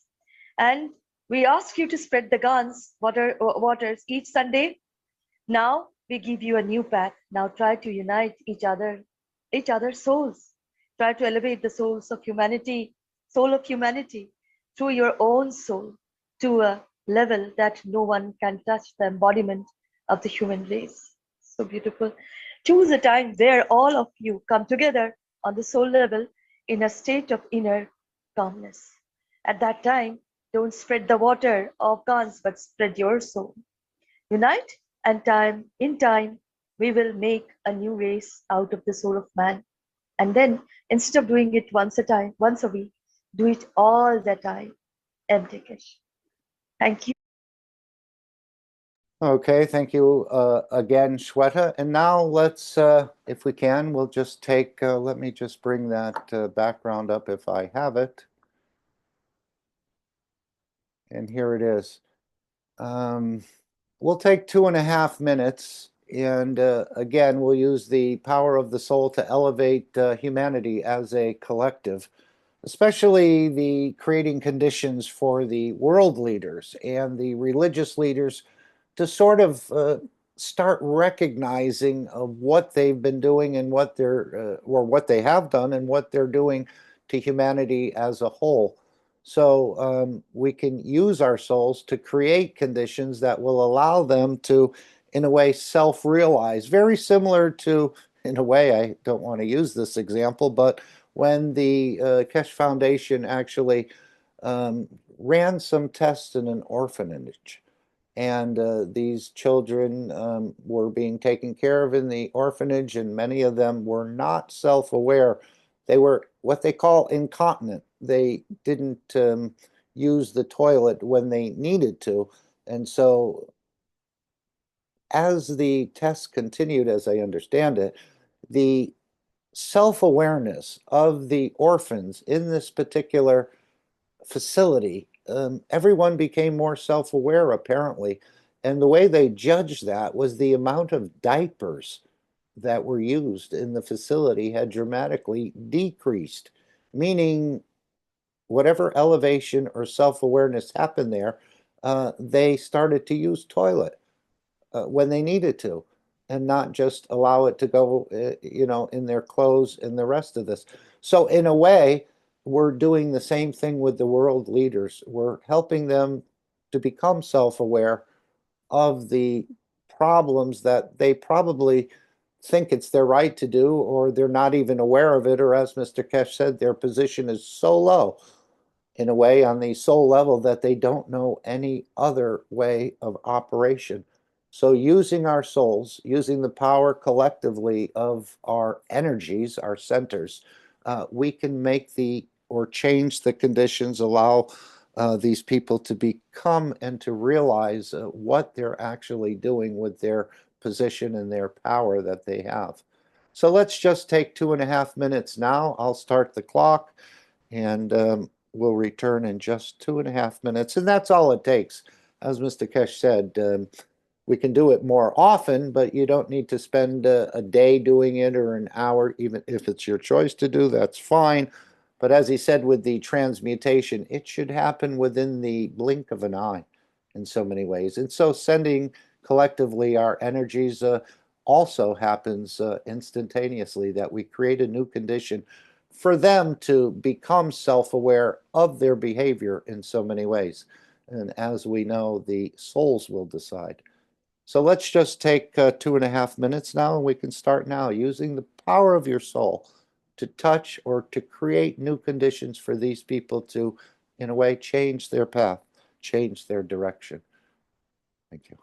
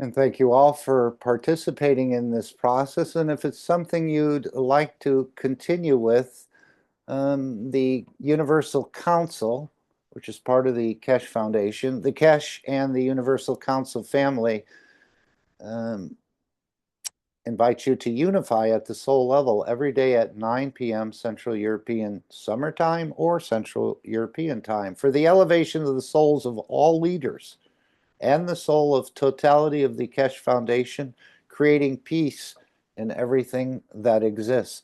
So it's a very easy process. This is not a formal meeting on Vimeo or Zoom or YouTube or Telegram, but this is just a collection of the souls meeting on the energy dimension. And in a way, our energies are combining to create a beautiful bouquet. And we're hoping that some of the energies that you possess or I possess or others will bring or have that little key. It's almost like the sperm and the egg in a way, that correct magnetic field that it would touch these leaders, religious and political, to start to become more self-aware of what they're actually doing. And of course, many of them don't. And as I said earlier, many of them feel this is the only position they understand. So again, just to bring up a background for the Brazil team, where every Sunday we do this, but it's also not limited to just Sunday. You can do this at any time. You can release GANS waters and make them, put good intentions. They know where to go, as I said, and they know what to do. So every Sunday, noon and 6 p.m. or 18 p.m., if you want to call it that, Central European Time or Central European Time, you can participate in. And if you're not sure on making GANS waters and the rest, we're just using the waters above the GANS, remember. And also, just to share this other one, which we call the Brazil team actually calls this Join the Intention, every Wednesday at 6 p.m. Central European Time. But also on the daily intentions at 1 a.m. Central European Time. So this is a formal meeting, which you can connect on YouTube, I believe, on Telegram, through some of the other Instagram chats. But you can go on KesheBrazil.com and find all the different ways you can connect and to be with other people, voice questions. Yes, Alex, did you want to add something? I saw your mic open. Okay. I'm on standby. Stand by.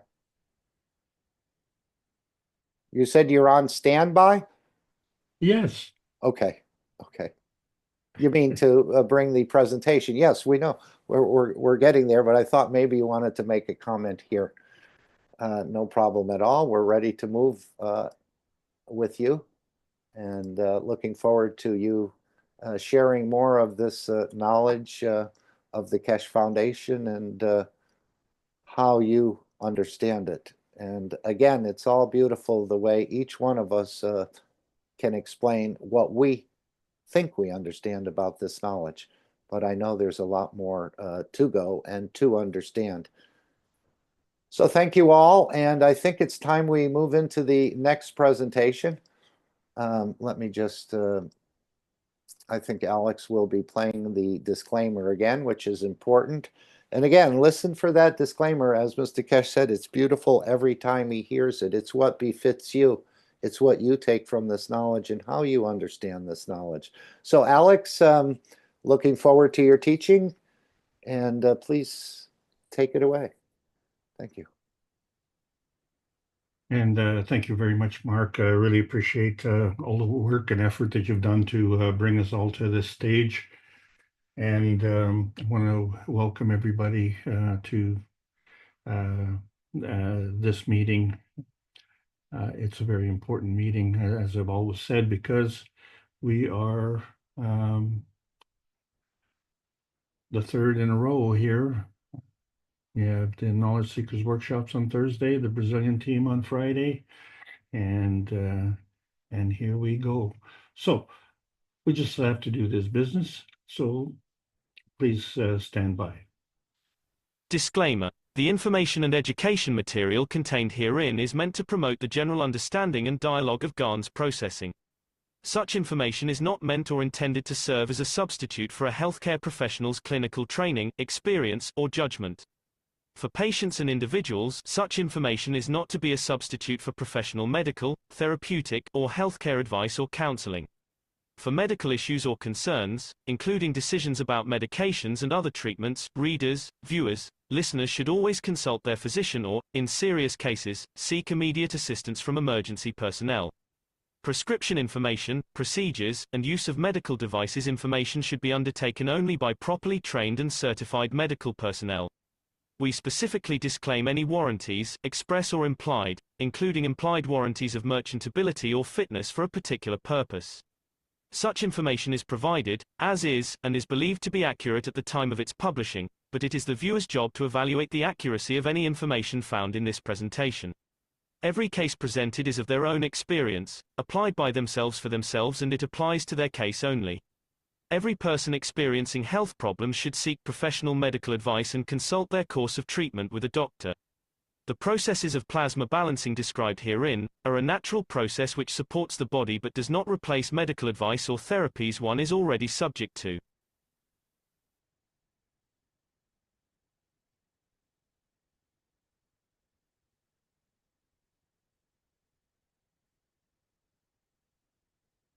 And I do believe we are here. Thank you very much, everybody, for tuning in. And we try and represent as many continents as we can, and we also try and condense all the teaching as best as we can.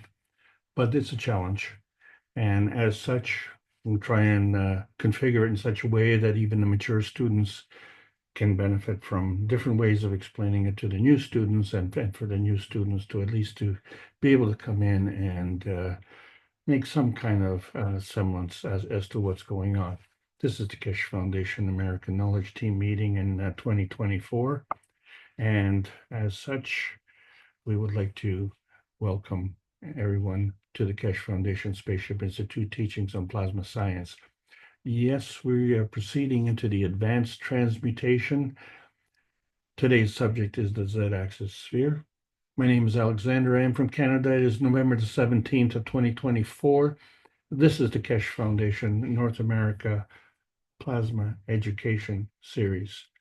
And please understand that there are many knowledge seekers around the world in their native language and in their own way doing the same thing. And so please support everyone, because we're all on the same team. So last week we terminated the intermediate transmutation sessions, and we went through the y-axis sphere, the covalent bonding. We discussed tensity, mathematics, registration, and the twinity of life. And so we move on to the advanced transmutation, but please understand, this is all still very basic teaching, and it's a matter of adding to the knowledge in such a way that we can have a dialogue, because there's a language that is specific not only to science, but also to plasma science. And so we need to transcend all of that knowledge and try and work it together so that we can get off this hesitancy highway. And are we still stuck on that highway? Yes, we are. We're in the lowest energy state, and we like it. And of course, we like to fudge a lot of things. And so what they say is, when you sweep it under the carpet, nobody knows. Well, the thing is, you know. If you swept it under the carpet, you know. And as such, there's nothing to sweep under the carpet.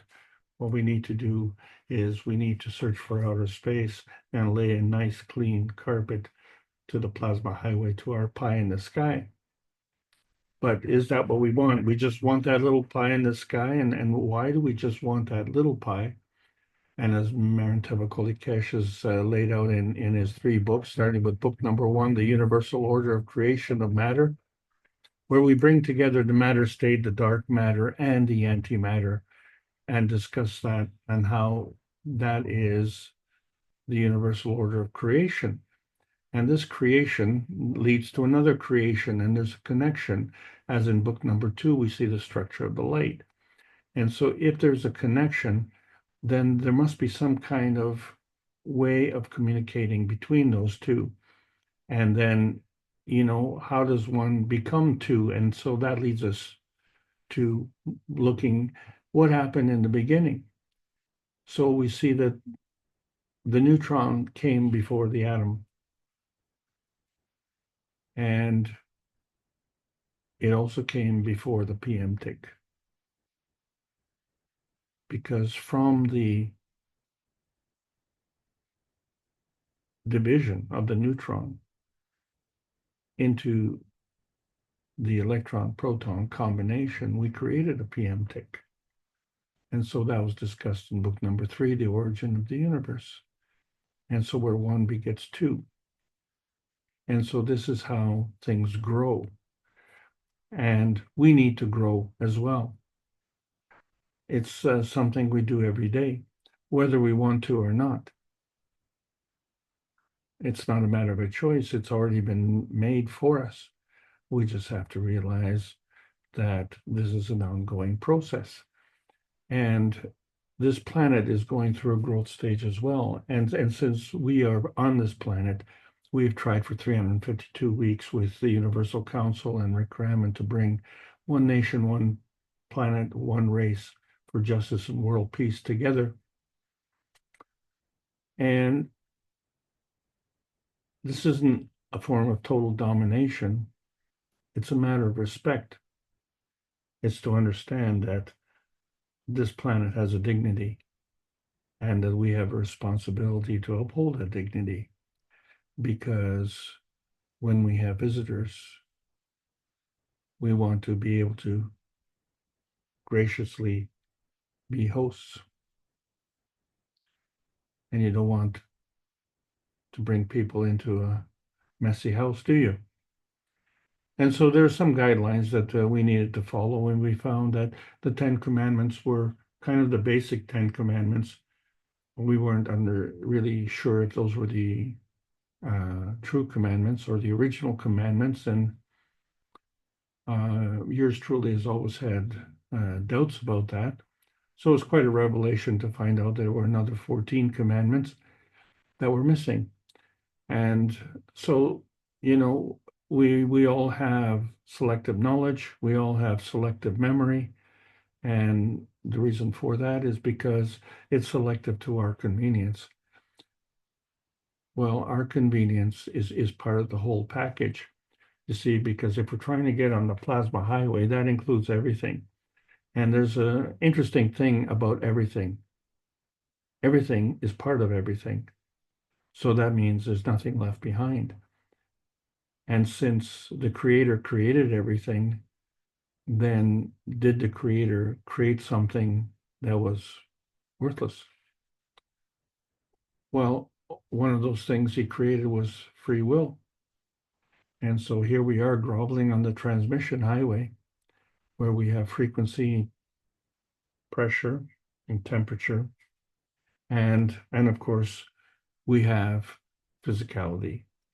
And actually, it's very welcome, and it's very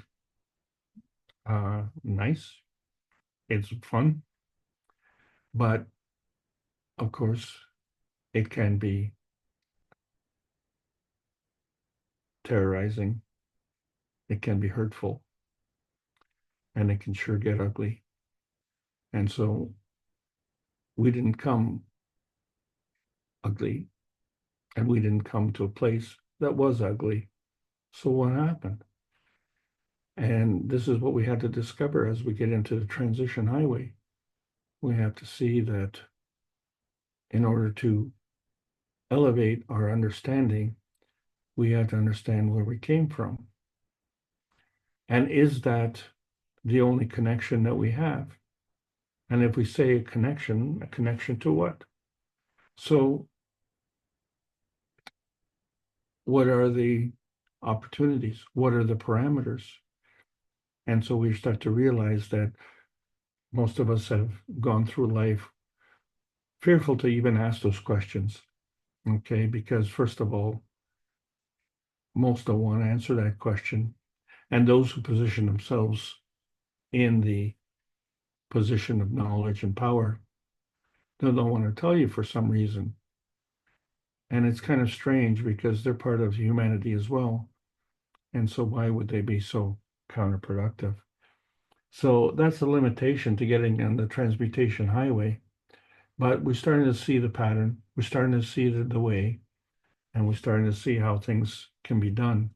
So we now see that this pie that we're striving to get is actually just a small piece of the pie. And the reason it's such a small piece is because we're prejudiced. And so when we look at the pie chart of prejudice, we see that it's the speed of light that limits the transmission, isn't it? But the speed of light has its own characteristic of variable transition. And so where is the bridge? Are we disconnected from the source? And how far is that source? And you can say, well, the source is the universe that is light years away. Well, can we have another piece of the pie, maybe? Or how about just another pie? Wouldn't that be nice? Why are we always, fed the same thing? Can we have a little variety? So we identify our limitations, and this is kind of the key. And if we understand in science what the limitations are, well, field density is one of the limitations.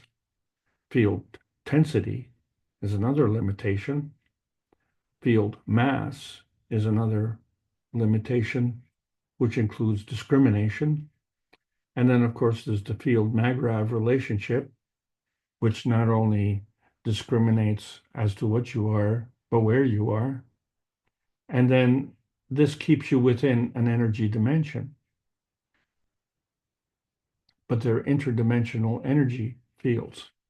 And so this is the new revelation that we have. So when we're looking at understanding the spheres, and we're talking about the z-axis sphere now, we have always been talking about surface to volume ratios because this is how it demonstrates the transfer of energy. And so we said the 1 and 1 is more than 2. And the reason for that is because the 1 and 1 are the feeding dimensions and the 2 is the feedback dimension. But remember that we still have the 1 and 1. So altogether, they make up 3 feedback dimensions. So the feeding dimension also becomes a feedback dimension, doesn't it? Because you're not walking around with a feedback, are you? You maybe have a breakfast, and then you stop eating, and then maybe you have lunch, and then you stop eating, and then maybe you have supper, and then you stop eating. And so in order to start and stop, you have to have a feedback. And so this is the point. And then from that feedback, you can be the observer and decide your course. And when you don't understand it, then this is where the pie comes in, a little 3 and a bit. So we just kind of round it off and fudge it. And we say, well, that's our world. And we're sticking to that story. And that's all we want to know. So don't ask anymore. And so we become the observer fudger. And that kind of contributes to part of the problems here, because as the observer, we have to understand that we are also the participant. So as a participant, if we are the fudger, then that means the environment that we have is not true, because the environment is within our beauty, within our beholding. So how you perceive the environment is your viewpoint. And as a result, then you facilitate a manifestation cause. And so this manifestation cause is variable because you can change it as a participant, you can change it as a fudger, and you can change it with your environment. And so this becomes important to understand because it adds to the variability. So we're trying to make relationship choices, And we say, well, what are all the choices? So one of the choices is the energy state that you work on. So we have gone through a process where we identified the X, Y, and Z axis as part of the transmission. And then we wanted to elevate ourselves into another dimension. We found that we have to have an X, Y, and Z axis transition. And then we see that we have a duality. And from that duality, we can go into transmutation. And so we've been discussing the X and Y axis, but today we're going to discuss the Z axis. And that's not part of the transmission, that's part of the transmutation. And so we have a range of relationship choices: transmission, transition, and transmutation. And these are all the medium, none of which is the message. So when we're looking at the involvement of energy, and as a Keshe Foundation, we have shown how we can deliver electrical energy, battery energy, plasma energy, how we can deliver various gases, such as methane, hydrogen, carbon dioxide. So what we see is that there are different energy states. And what we have to understand is that the physical state, which is our dominant state, is part of the convergence matter. Well, if it's a convergence, then that matter has to come from somewhere. And so that is what we refer to as the matter state. And that matter state is part of what we call the transition matter, because that transition matter is also part of the convergence matter of bringing in the plasma state. And the plasma state is delivered through the principal matter. And so when we combine the principal matter, the transition matter, and the convergence matter, we get what we call a mag-grav positioning. And from that mag-grav positioning, we can choose to either be in the plasma state, the matter state, or the physical state. And what is most notable is that all three of these states are capable within our physical state. So we don't have to leave our physical state to experience these other states. And yet, while we're talking about transmutation, which is exclusively in the plasma state, so now we have to figure out when is the transmutation state part of the physical state, and when is the transmutation state part of the plasma state.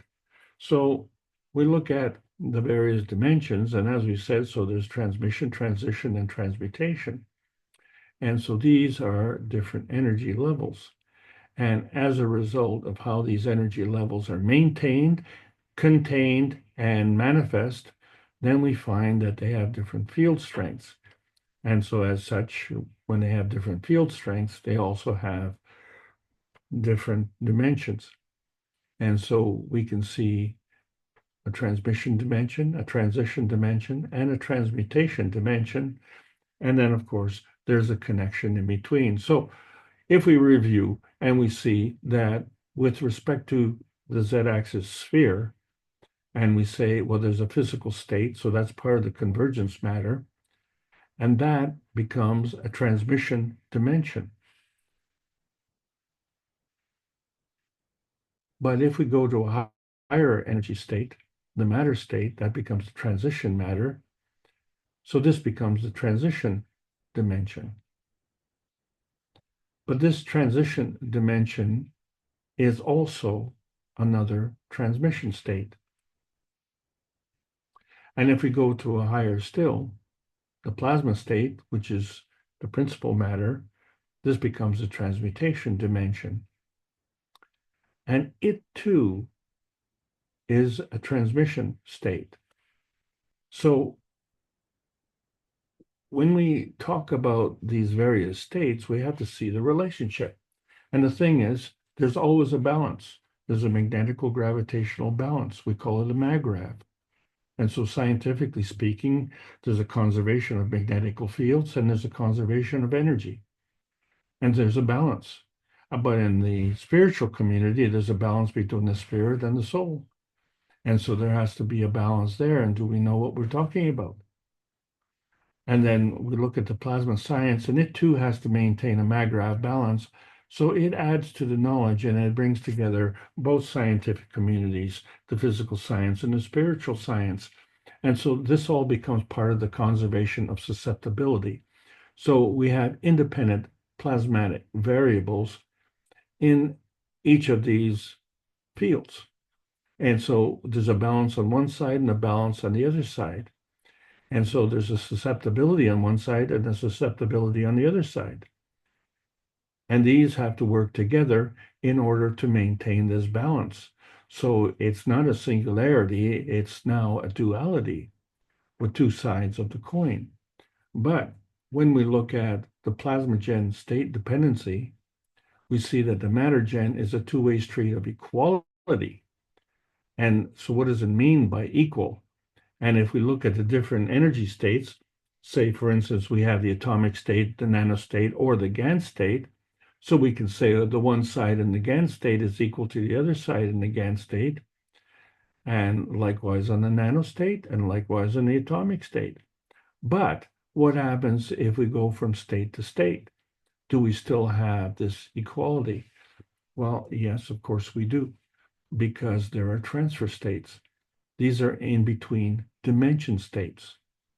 And so we understand that each state, like a transmission dimension state or a transition dimension state or a transmutation dimension state, is affected by a transfer dimension state. And so that's in between. And so what it takes is whatever the dimension that you're operating in. And so we say the X, Y, and Z axis is part of the transmission. And X, Y, and Z axis are part of the dimension of the transmission. And so we could take that transmission dimension and run it through a transfer state, and we could go to a transition matter, or we can go to a transmutation matter via another transition matter. And there's no rule that says you can only go one step at a time. So we basically are seeing that we can actually transcend two transfer states if we want. And additionally, what we have to understand, at the risk of complicating everything, is to understand that one of the dimensions of the transmission dimensions, for instance, let's say the x-axis, could actually go through a transfer state dimension and become part of a transition matter, or could in fact go to a transmutation state through another transition matter, or it could be the y-axis, or it could be the z-axis, or it could be a combination of. So now we can start to understand, how come we have such a variety? How come there are 8 billion souls on this planet? All have the common denominator. Earth is our home.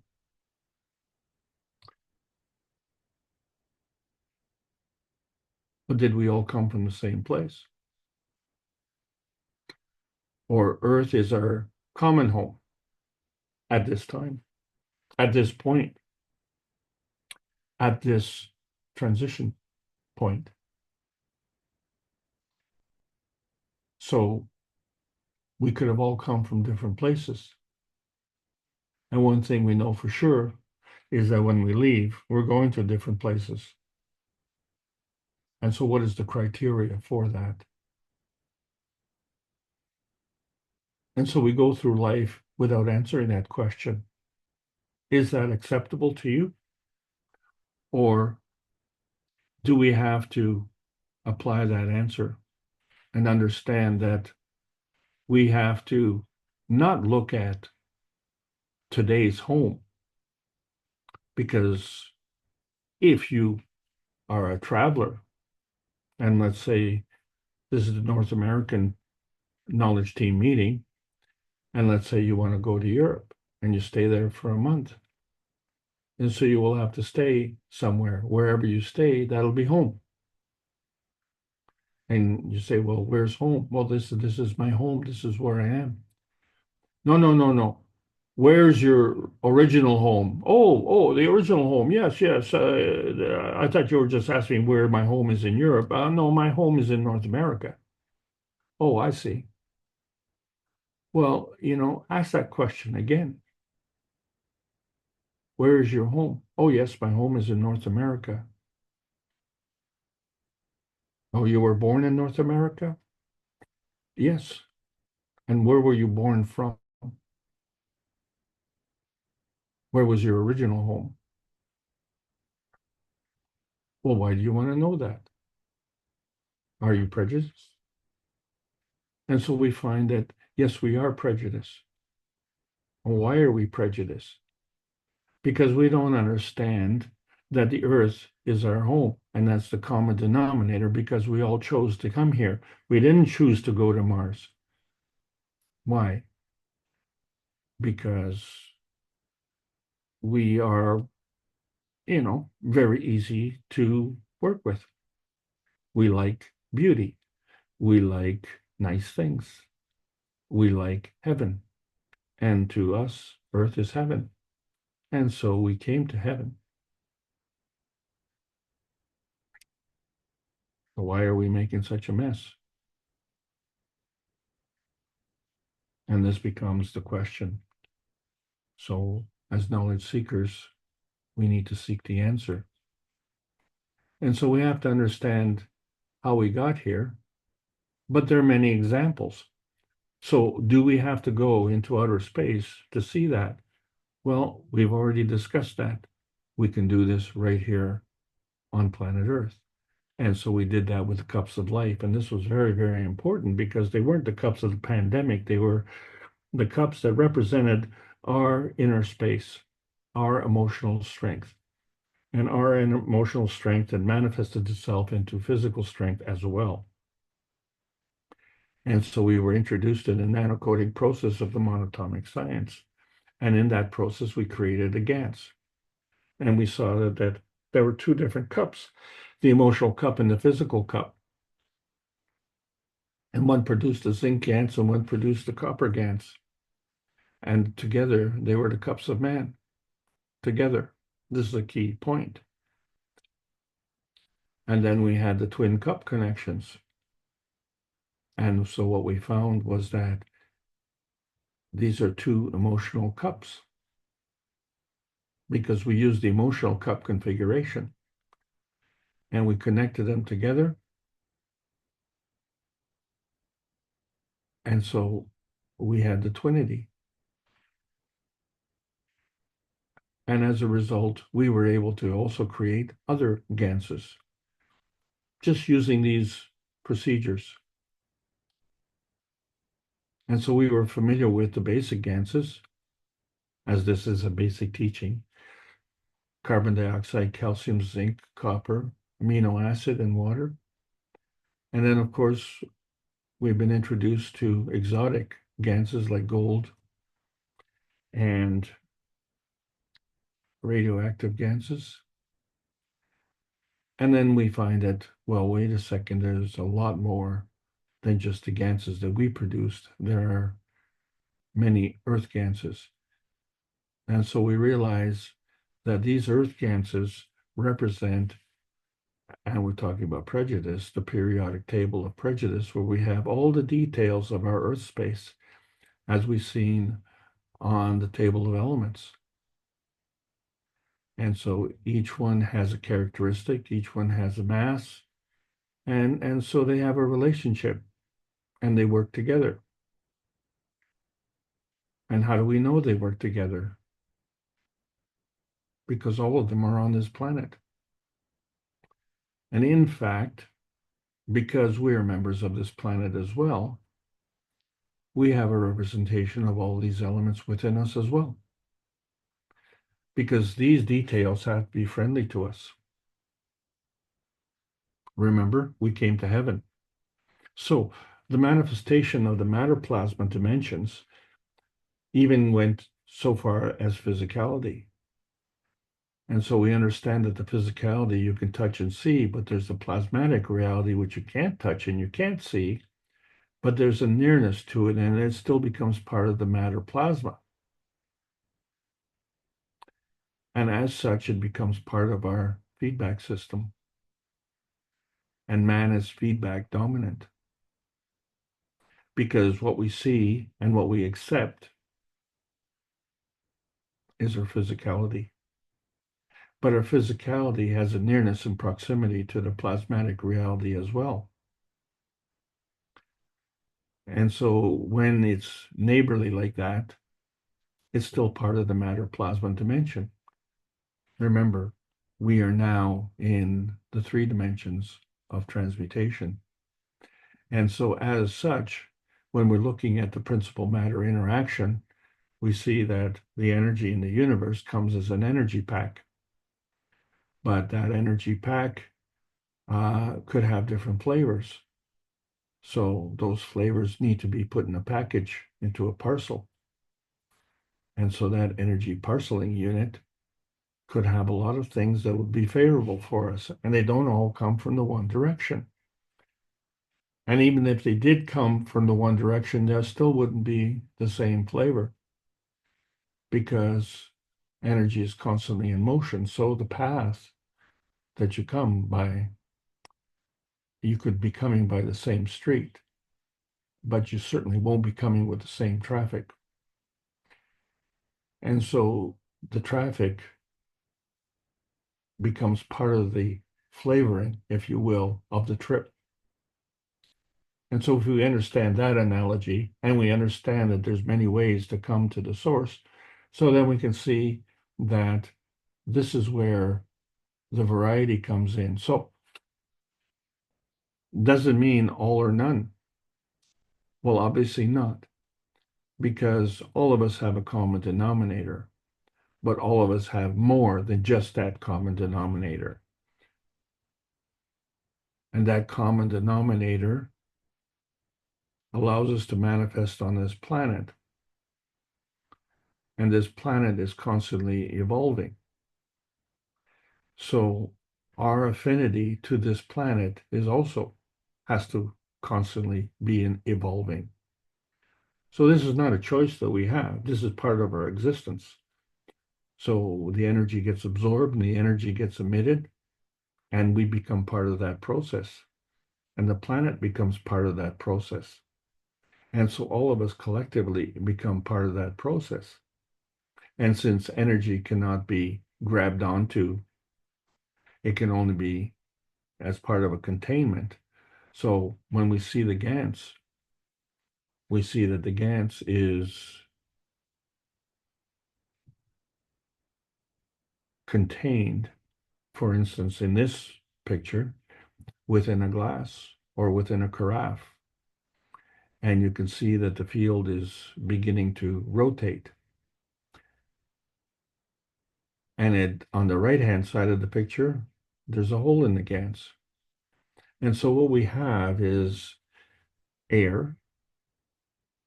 Inside that air is a flask made of glass. Inside that flask is water. Inside that water is Gans. And inside that Gans is a hole. And so we see these overlapping fields. And some are physical and some are plasmatic. And there is a balance.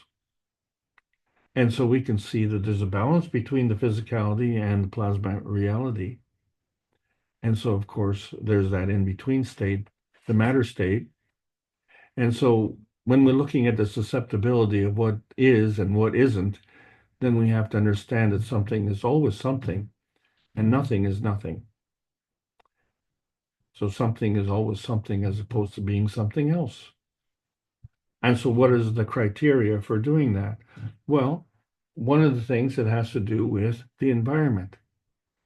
And so, as has been shown, where we have a rotating Gans field within a cup, and this was shown publicly as a claim to a threatening atomic structure on the right-hand side. On the left-hand side is something that I did in my home. And it's not nuclear and it's not threatening, but there's a hole in my Gans. And on the right-hand side, there's actually another Gans in the hole in the Gans. So in fact, the Gans is within the cup, and there's a hole in the Gans, and a Gans in that hole. And it all seems to be so very neat. And this is part of the rotating Gans. So we have to understand that in a liquid, we can see that there's a dynamic reactor that is growing. So that energy has come in and changed the conformity of the Gans. But interestingly enough, when the water evaporates and we see the beautiful artwork of the crystalline formations of the salt Gans, what kind of skillful artist did that? Would you be able to recreate that? Would you like me to go and get you a paint set and some brushes, canvas? Maybe you can do that on a 3D printer.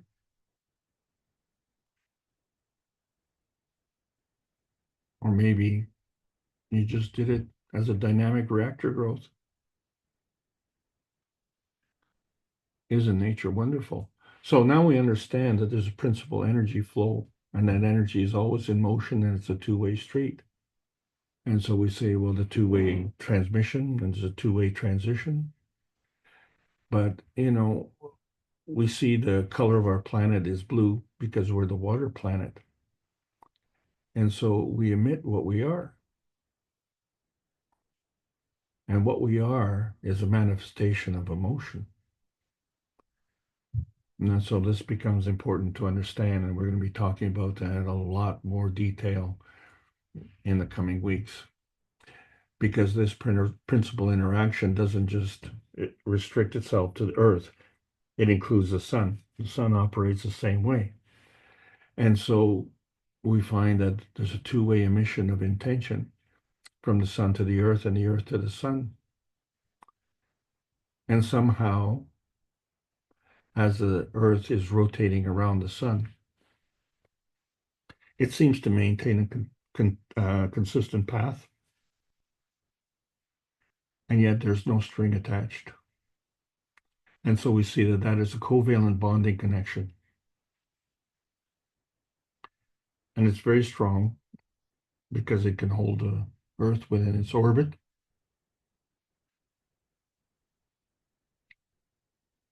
But it's in balance. Because we stay within the orbit.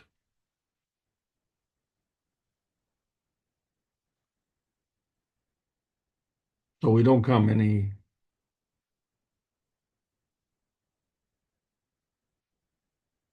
closer, and we don't go any farther. Except that there is a relationship. And that relationship has to do with the interaction of energy. And so it's not the change in the orbit, it's the change in the mass. And the reason for that is because when energies come together, we like to think that it's a point of conflict. But in the plasma state, it becomes a point of resolution, a point of containment, a point of covalent bonding. So as the energy comes in and contributes to the mass, which means it contributes to the density, then yeah, that changes the range of our orbit.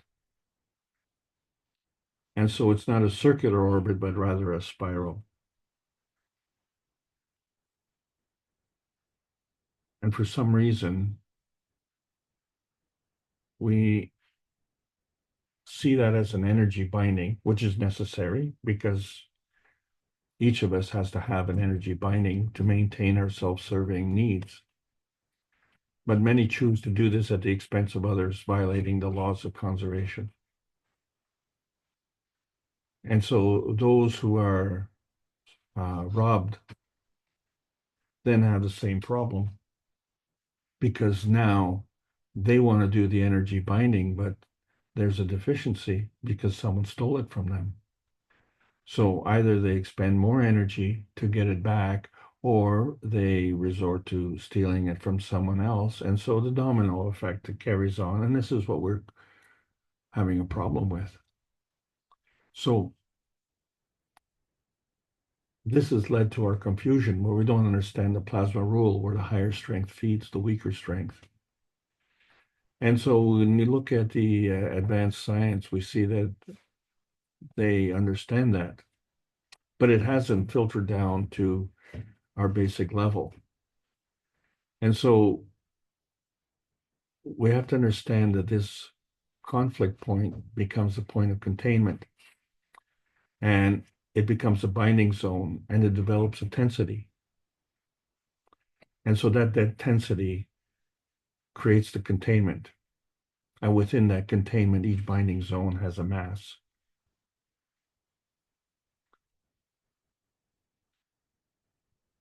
And so that maintains the distance, the nearness, and proximity.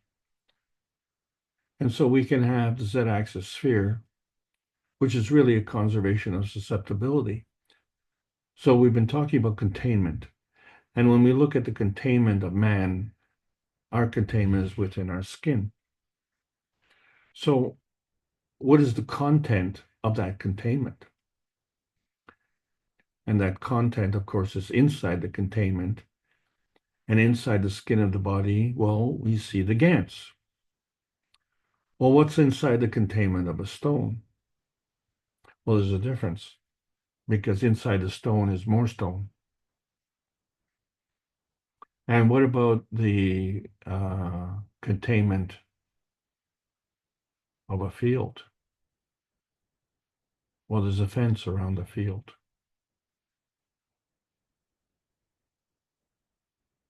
Well, what's that fence made of? Well, let's look at the Earth. What is the fence of the Earth? Well, we call that the Coulomb barrier. What about the fence of the plasma field? Well, we call that a plasma barrier. Well, what happens when we get into a field of non-containment? What is the containment then? And what is the content then?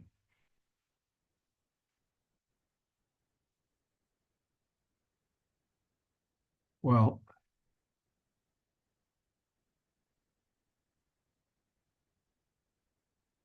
that content consists of dimension states. And those dimension states are the medium. And the messages can travel on these dimensions. And so let's restate. We can travel on the individual X, Y, and Z axis. We can travel on the transmission, transition, or transmutation dimension. And we can travel on the transfer state dimensions in between. So really, we have to ask ourselves which dimension. Well, who do we ask?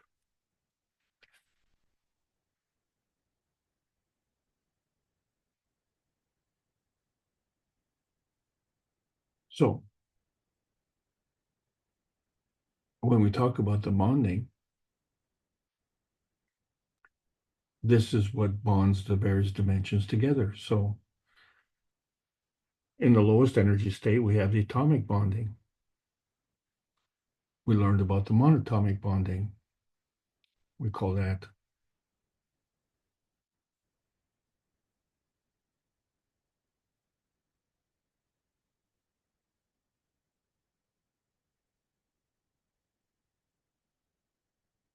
and we call the polyatomic bonding. And then we call it energetic bonding.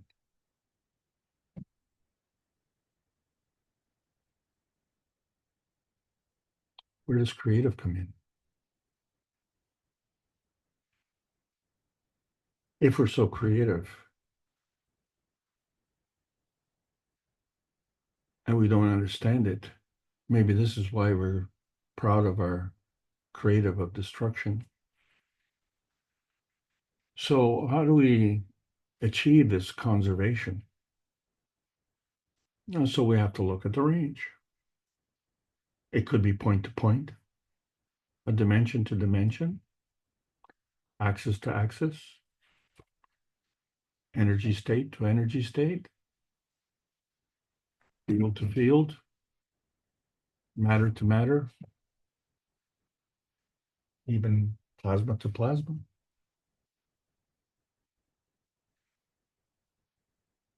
And so this is all part of the greater oneness. And to understand the greater oneness, of which we are one part, we have to understand the plasma conservation. So the plasma conservation can go from matter to plasma.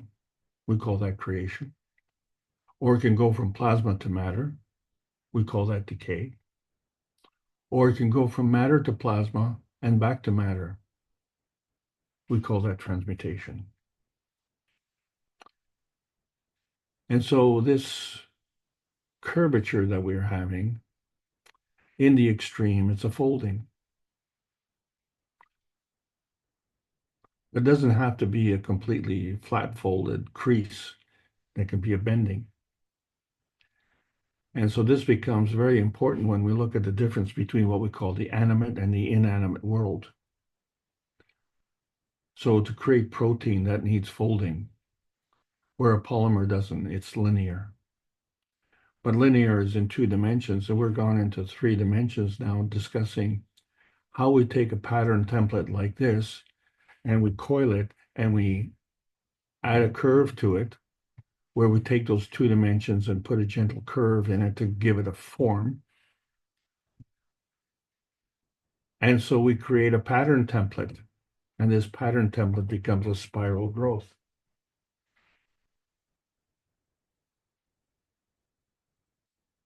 And so you can see the coil.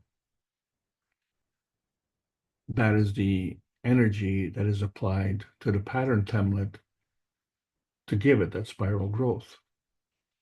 And then to go from 2 dimensions to 3 dimensions, you have to have gentle curves to create a form. And that form is the containment.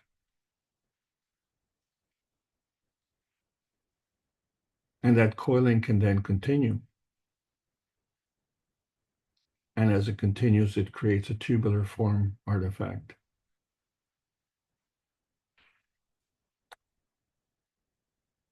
And so, of course, we can see that that tubular form can manifest itself in various different forms. So from these 2 dimensions with the gentle curves, we have a containment and a tubular coiling. And we see the energy pattern, that is manifested. This is the manifestation cause that we're talking about. But within us, we're organic beings. And so organic beings have a carbon connection. And the energy that comes and goes is the hydrogen. And so if we're going to maintain this in a linear form, then we have to have polar opposites. We have to have polar flipping. And in the process of flipping these poles, well, we kind of create this spiral. And so when we look at the basic DNA on its own, and we see that not only do we create a spiral, but we create a double spiral. We call it the double helix. And then there's a connection between them. And that connection changes as the spiral moves. And so the basic DNA is connected to the basic RNA, and it too is a spiral. And so that works kind of in the same way. And so the DNA and the RNA is kind of the blueprint, the template, if you will, for our existence. So when we look at the DNA spiral, to create the spiral, you have this rotating or twisting or coiling and have it grow. And so the question that, we need to ask, is the DNA rotating within its position? Or is it static?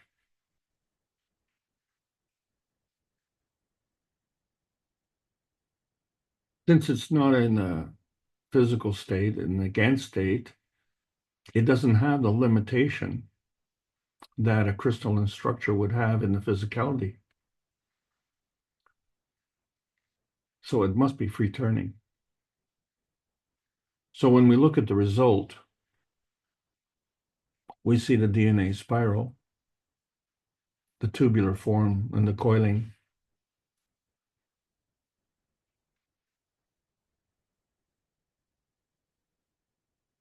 And not only does it grow, but it has to grow in 3 dimensions. We have a spherical growth. So we have a twisting, we have a rotating, we have a coiling. And so we see how the soul of the mind has a problem, because we have 2 minds, a left and right hemisphere.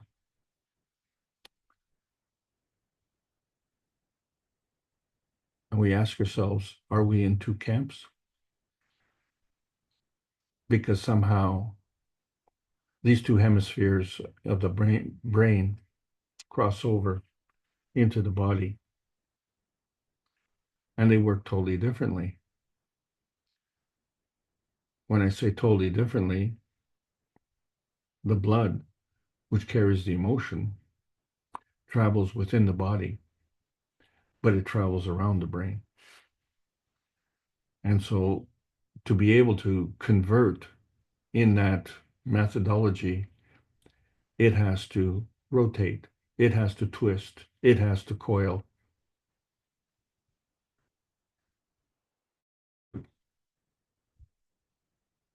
Because it's constantly in motion. It never stops. So you have to create a field. So with our minds, we may be too tense. Or with our emotion, we may be too intense. And so when we look at the plasma reactors, we've seen this very thing. We've seen the physically rotating balls with the physical GANs inside. And we created the physical matter state, the GAN state. But we also created the plasma state and the dynamic plasma state. So each ball had a plasma field around it. But in the star formation, all four balls created a dynamic plasma in the core. There were no physical balls, and there was no rotating GANs. And so this becomes a star formation of life, as you can see, where we have the gravitational physicality and we have the plasmatic reality, the other part of the duality. But each part of the duality is in 3 dimensions. It's in a spherical state. And so these spherical fields are plasma fields and they're overlapping. And these fields are all part of the GANS manifestation. So either we can create the GANs or they get created from the GANs. Each one is a maggrav. And there's a covalent bonding. And these fields are the registration books that tell you where you came from, where you're going, what are you doing. And so since there's a travel involved, then you have to have interacting spheres. And so in simplistic terms, we have a polar point of view where the North Pole is connected to the South Pole, and conversely, the South Pole connected to the North Pole. And so this all becomes part of the Maggrav energy transfer state. And when we see these interacting spheres, there has to be a balance. And that balance is not only a point of view, but it has to have a mass balance. Mass is in a plasmatic state. Weight is in a physical state. Mass is in a point of containment. And so as we understand our point of containment, and as we understand that there's a folding, there's a curvature, and we see that there's a nonlinear twinity. And in order to transcend the various levels, we have to maintain a balance. So a balance not only from one dimension to another, but from one field strength to another, from one energy state to another. And so the twinity of life is a physical inertia field of connection. And so that's what we are as well, because we have a twinity. We have the plasmatic connection of our souls and the physical connection of our body within the containment of our skin. So the soul of the mind is actually a product of the soul of the earth and the soul of the man. If that is a feedback condition. But the soul of the mind is a feeder to the soul of the earth and the soul of the man.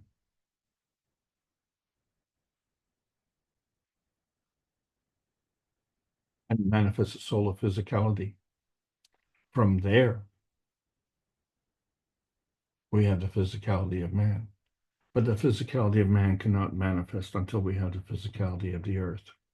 And so this is what we have to understand. There has to be a point of containment. And we can operate within that point of containment.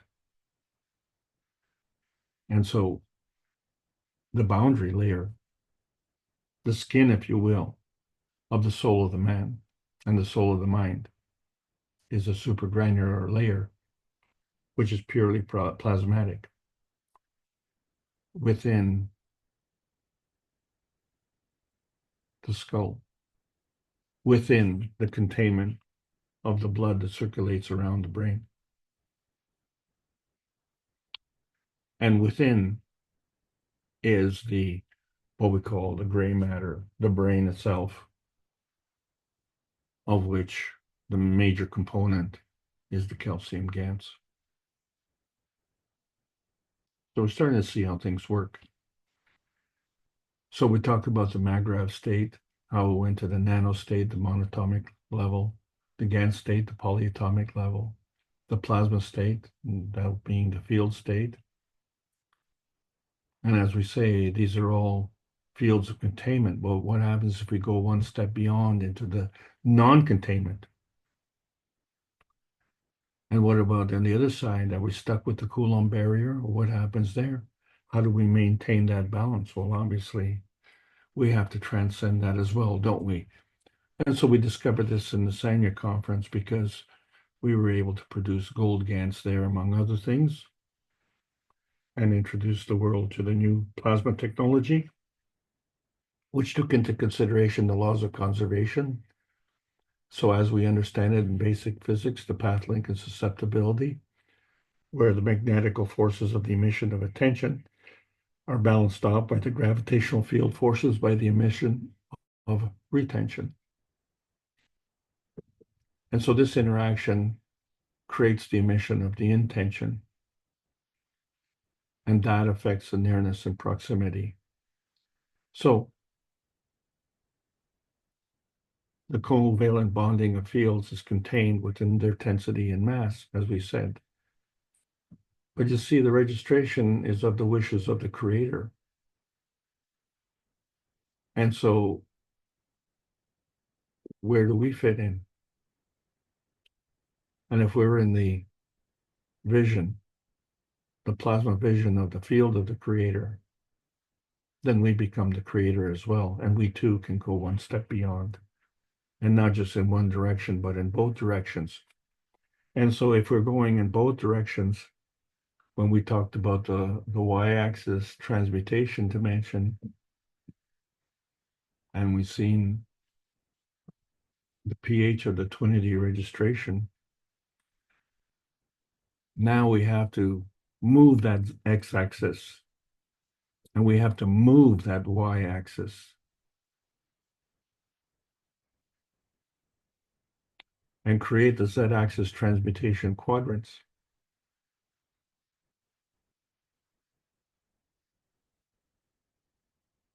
So we have to take more into account. Understanding it's a two-way street, up and down and left and right. And so the transmutation becomes part of understanding the range transition, which transcends the z-axis transmutation dimensions. And the laws of conservation govern the covalent bonding attributes. But the containment requires a gravitational tensity and mass. But if there is no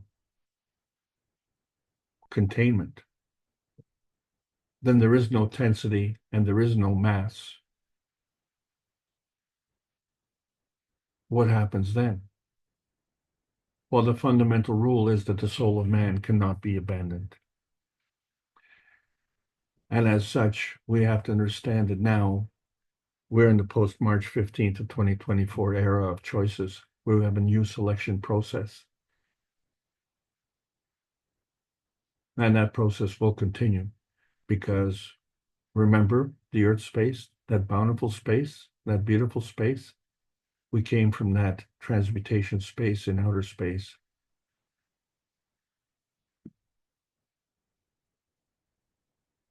And our existence is that graceful space of our inner space. And we have this gravitational conformation because of the hydrogen. We have a gravitational emission spectrum in color. It's a fingerprint. It's a specific emission. And that emission comes from the interaction between the field forces of the sun and the field forces of the earth. And the interaction point is magnetical, and it also interacts with the universe. And so those three magnetical forces come together and manifest this gravitational emission spectrum for the hydrogen. That is a gravitational conformation In addition, we have other cornerstones of science. They change in terms of mass, size, relationship. We have nano, pico, GANs, plasma, soul. These are all channels for the emission of intention. The emission of intention becomes very, very important because this takes us from the non-visible speed of plasmatic rotation to the speed of visible transmission spectrums. So the surface superficiality of physicality is based on the internal substance of the plasma substrate, not the other way around, the way that we've been doing it. So we see in color the electromagnetic spectrum. That's, of course, our point of containment, but that containment is of the plasmatic interaction. So what we're looking at is the result of the magnetical balance between the gravitational and magnetical fields. And of course, not only within our frequency spectrum, but beyond as well. So when we look at the pH of the mag graph, and we see that we had the physically rotating balls and we created the dynamic plasma state where there was no physicality and there was no containment. And yet it was within a containment field. So understand, we are part of the space technology. This is the Keshe Foundation Spaceship Institute. And so we see physical saucers.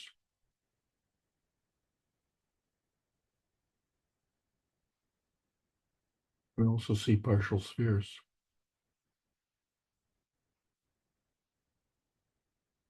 We can even see full spheres. The Earth is one of them. We have a northern hemisphere and a southern hemisphere, and they rotate in opposite directions.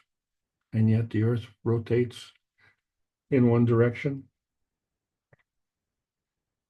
And if we take this sphere and stretch it, we can create a cylinder.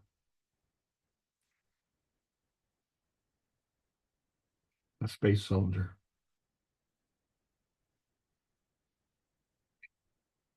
And if we bring all these technologies together and well, let's have a show, a space show.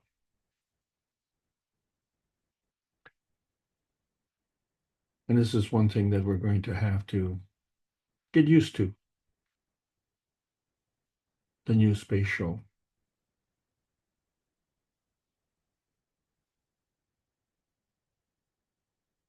And not watch it in amazement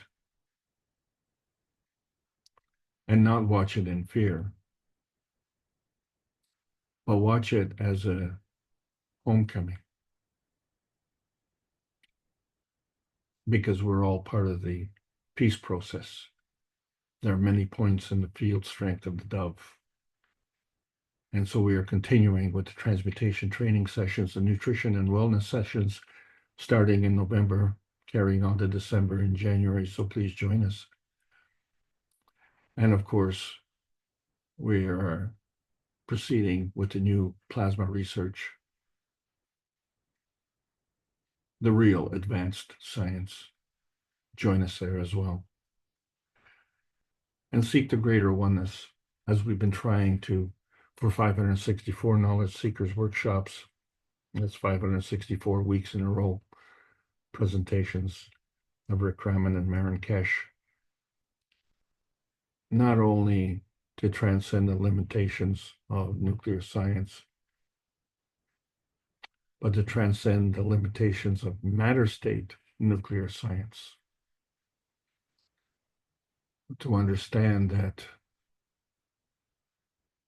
we're going one step beyond.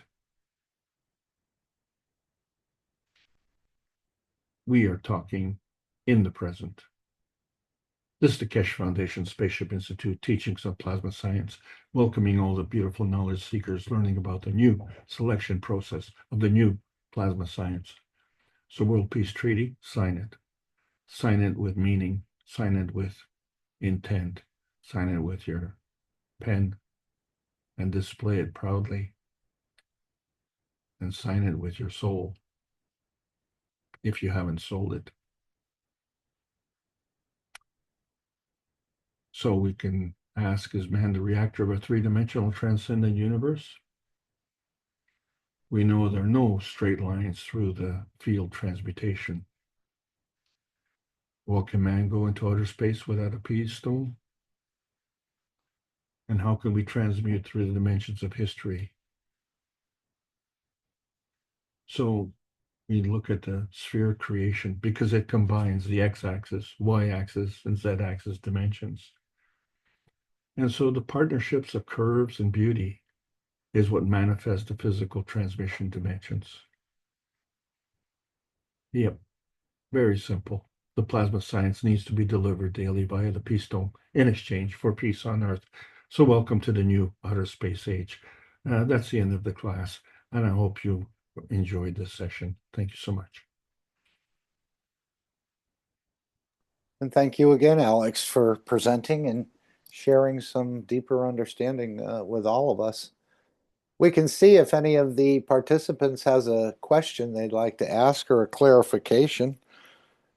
If anyone would like to raise a point or add something to what Alex said, or take exception even to what he said, I think he's well versed to handle that. Anyone?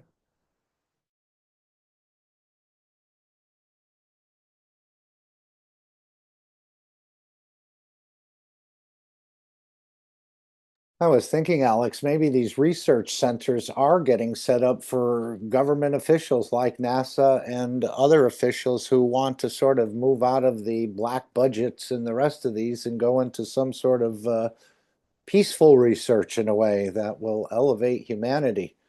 I know the fees are quite expensive and you have to pay your own room and board. And for NASA or one of the other space agencies, so many tens of thousands a year is just a tiny drop. But for most of us, this seems at this point, unless we get a scholarship in a way, quite difficult to attend. But I think perhaps these research centers will get set up for world space scientists in a way. Again, just a guess. Any thoughts on that? This gets the nations cooperating and collaborating in the laboratory, let's say, as well as on the political end.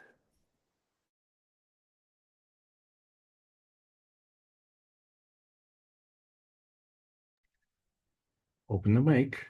As I say, we all have to do some soul searching. Are we satisfied with the answers that we've gotten so far? Are we satisfied with the way, people conduct themselves on this planet? The conduct that we are seeing, was that part of our DNA? Was that part of our travel package? Or was that acquired? It's like a food. Let's say, for instance, comparing North American food with Chinese food. You have a preference? Is that part of your DNA or is that an acquired taste?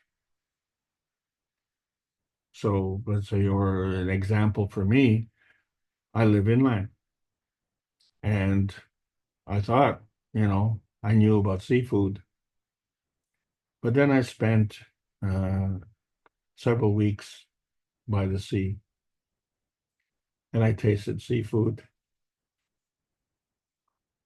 When I came back inland, I couldn't eat seafood anymore because it didn't taste like seafood. So that was an acquired taste, wasn't it? And so our conduct is acquired that way as well.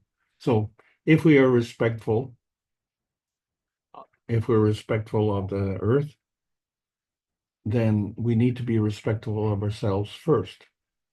And so if we're not respectful of ourselves, then how can we be respectful of others? Forget about being respectful of earth.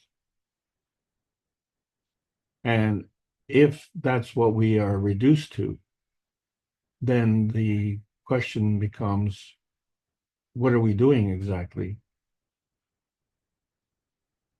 Because, you know, as that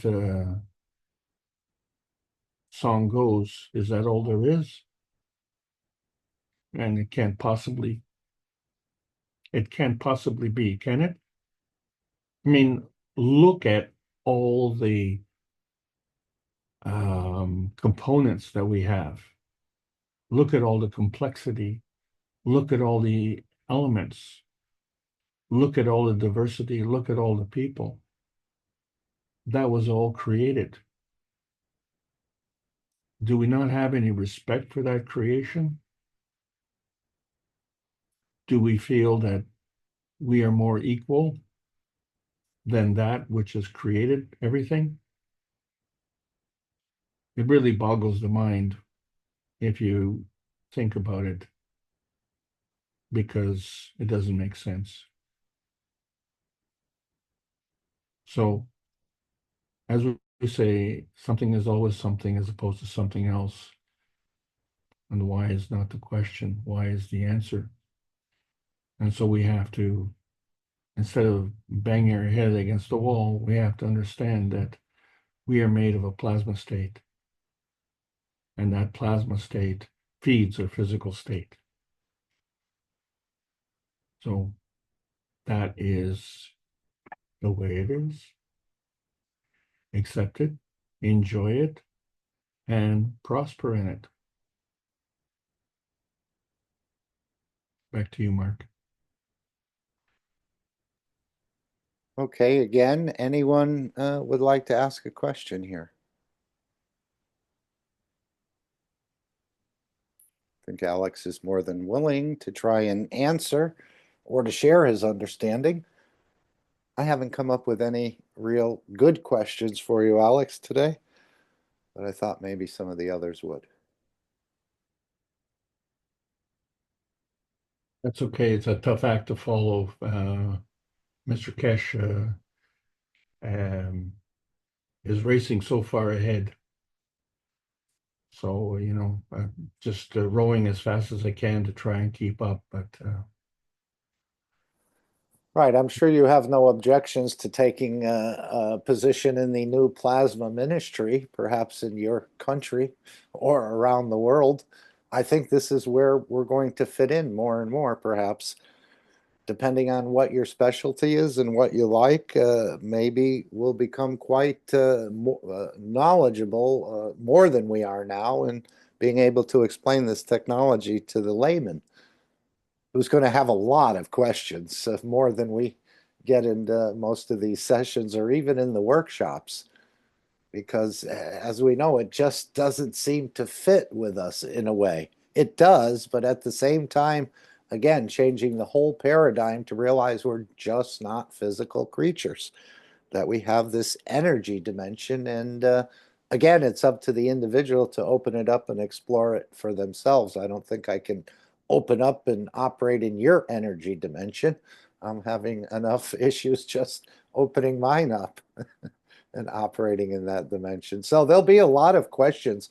I think this is a very positive move to bring in sort of a Department of Plasma or Education or Department of Peace, interrelations with the ambassador to the universal community, perhaps. I know the Universal Council has a role in that, but there may be some more specific categories, again, for making GANs and the rest. So this is what I'm seeing or feeling as part of where we may fit in the future, if you so desire to be part of this new understanding of the plasma technology.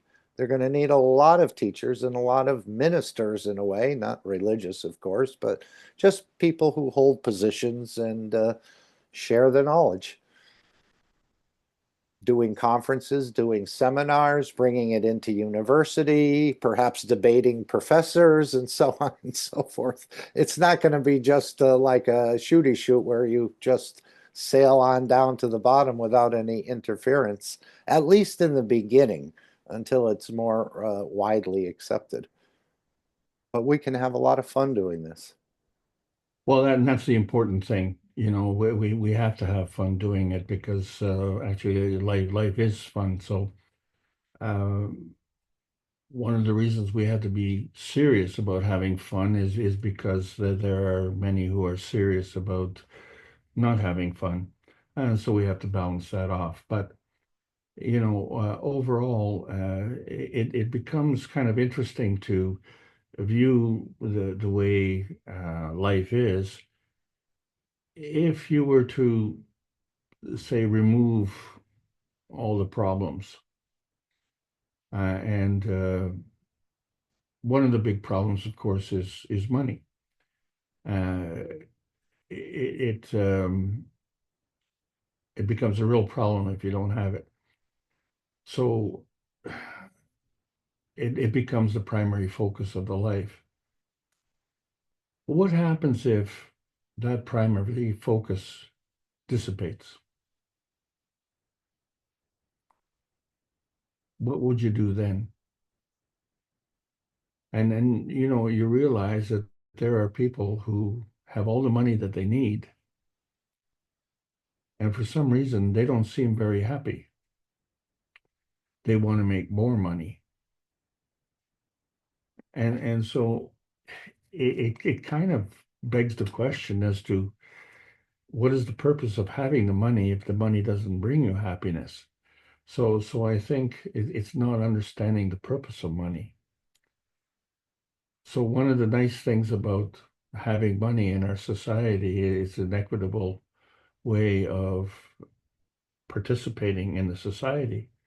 You know, you have a home, you have to buy it, you have food, you have to pay for it, and you want a service, you have to pay for it. You provide a service, you'd like to get paid for it. So there's a transactional benefit to that. And that benefit is actually very pleasant, except when it becomes a matter of existence. So in other words, if we don't have the money, we won't be able to pay the rent. And if we don't pay the rent, well, we're going to end up on the street. So then it becomes a matter of urgency. So that is not a very pleasurable thing. And so this is the thing that we have to understand, that you know, it's our responsibility to take care of the life essentials, which are air, food, water, and shelter. And if we look around our life and see how are we taking care of that and how much respect we have for that, and we find that, well, we pass that responsibility onto someone else.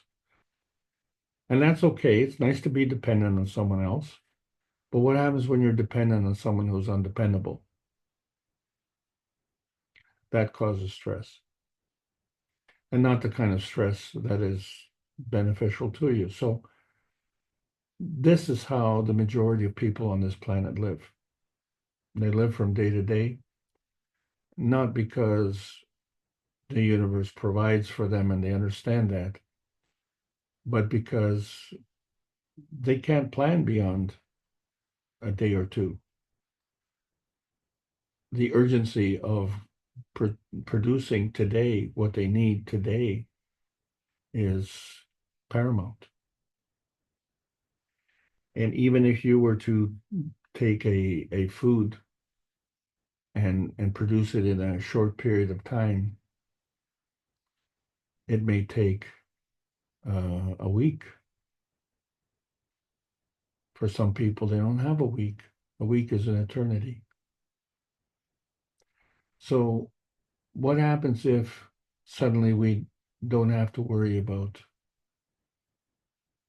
essentials like food and water and shelter?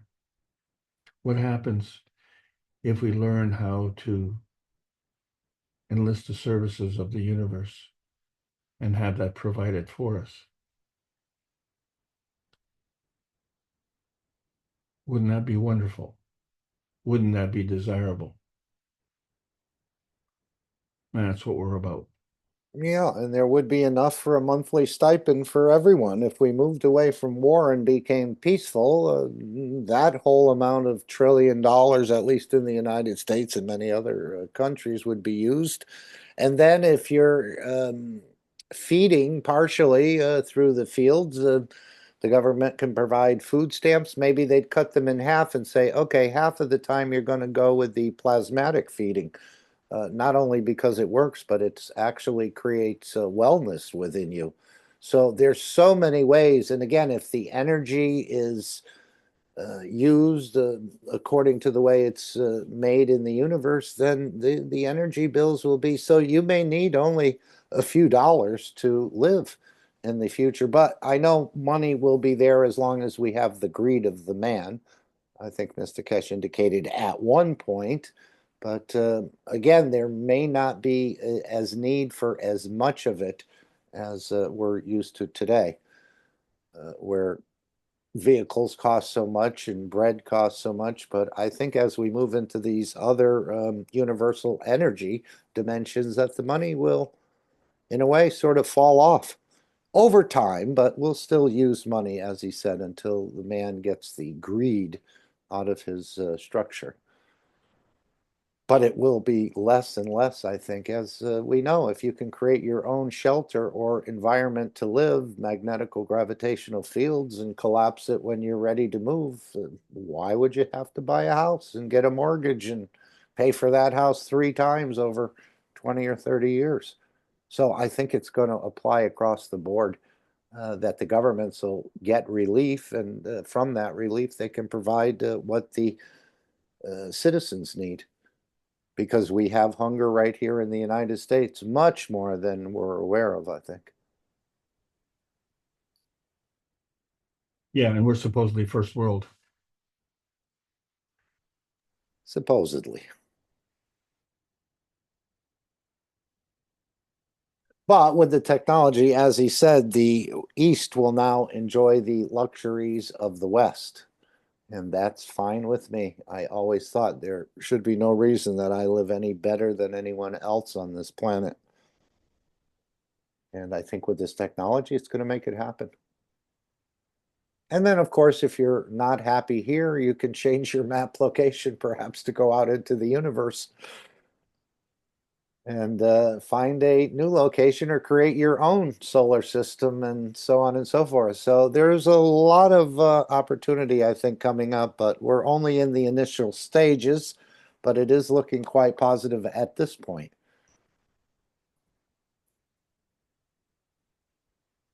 Yeah, it's a work in progress, though, Mark, and this is one of the things, in many ways, we received some good news, but that good news this week,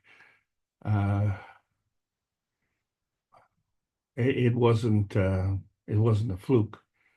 That there were machinations in the background, that made it happen. So again, if we understand that what was in the background manifested what's in the foreground, then why are we having difficulty understanding with the plasma state and the physical state and the relationship there? So what the plasma state is doing in the background is establishing a form pattern for the physical state. So whatever we're seeing in the physical state is a product, is a result of. So we have to change that thinking. We have to incorporate it. And for the younger crowd, it's very easy. I'm part of the older crowd, and I'm having an enormous amount of difficulty, even though I've done this for many, many years. And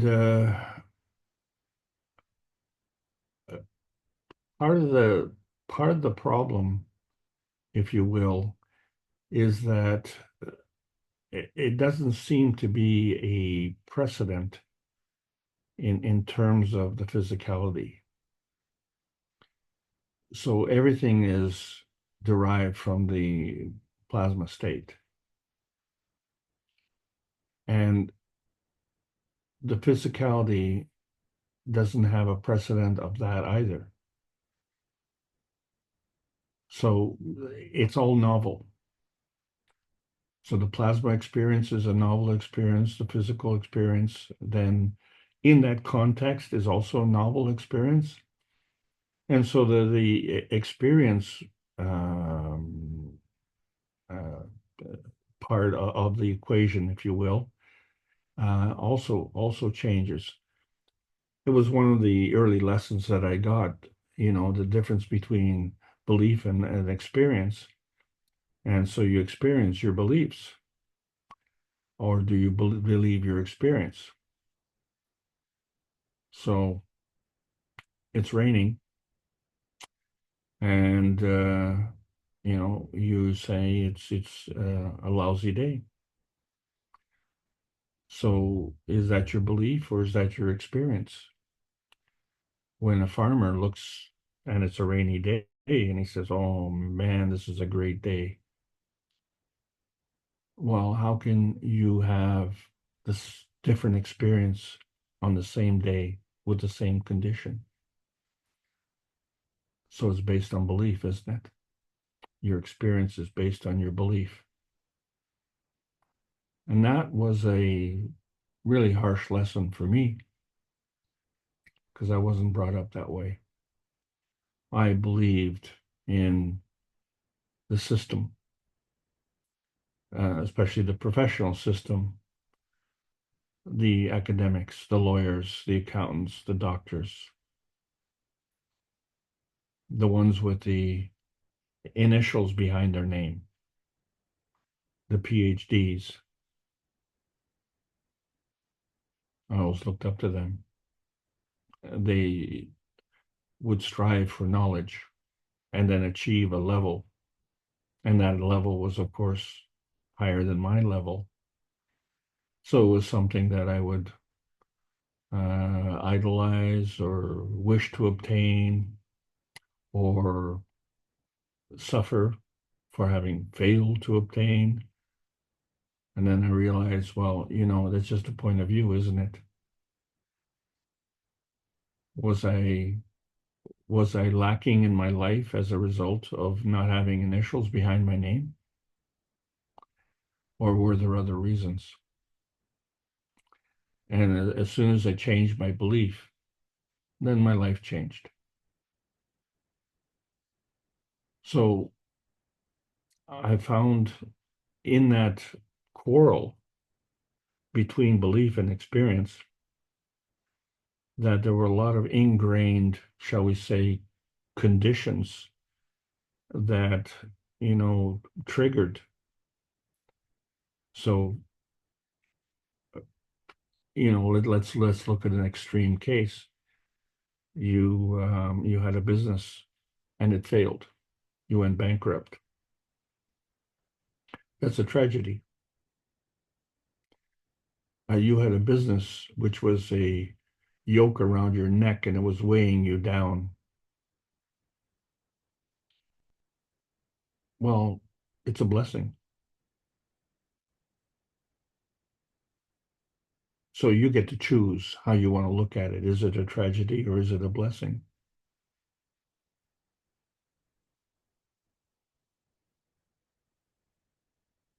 Back to you, Mark. Yeah, I think we're all going to go in the business of serving one another until there's no one left to serve on this planet. So there'll be plenty of opportunity to do your work, let's say, and to elevate the others.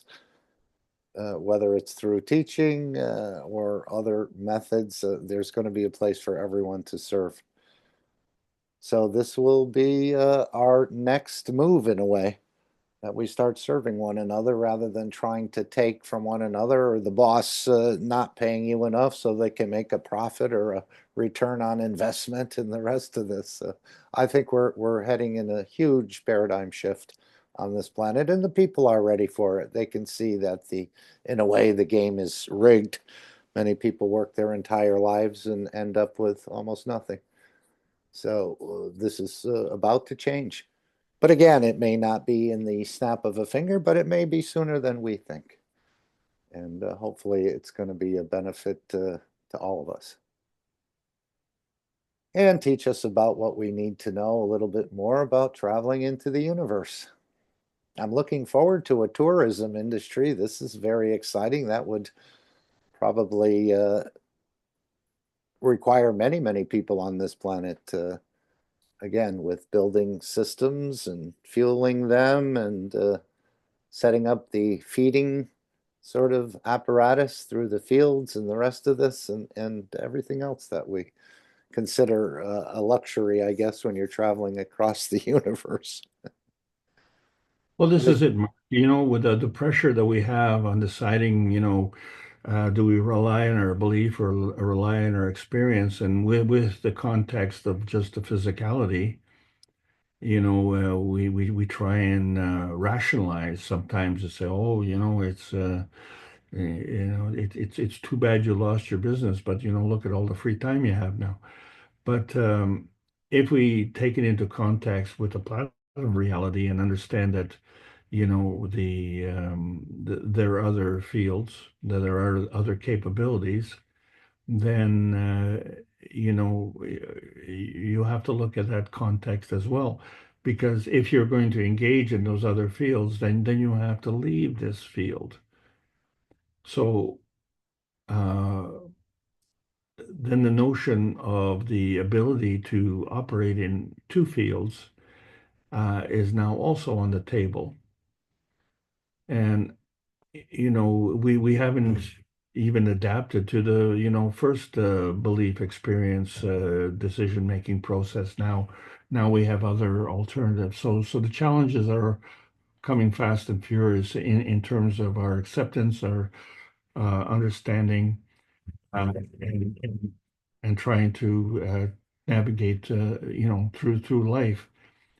And how do we navigate through life when we don't know what the extent of life is and all we see is that little piece of the pie?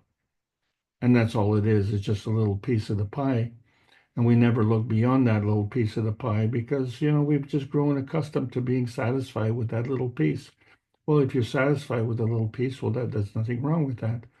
But if you want the bigger piece, well, but what do you have to do? Do you have to sell your soul? Do you have to liquidate your moral responsibilities or your moral sensibilities? Or do you adapt? And so this becomes a challenge. So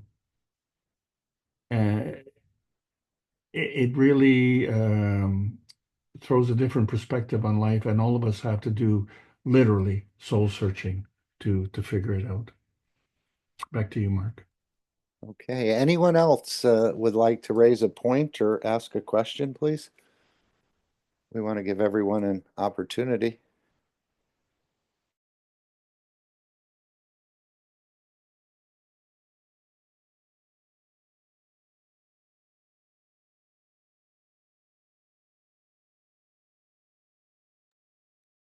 So I think I want to thank everybody for allowing me to continue to present.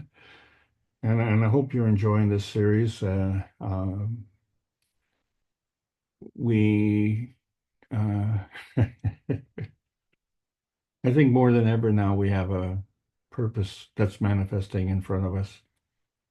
And that purpose is actually quite a nice purpose. Generally speaking, it's all about peace and prosperity. But the cherry on the cake, if you will, is engaging with the universal community. I think that is a enticing prospect that is full of all sorts of wonderful possibilities. I'm assuming wonderful possibilities. And I would prefer it to be wonderful. Thanks, Mark.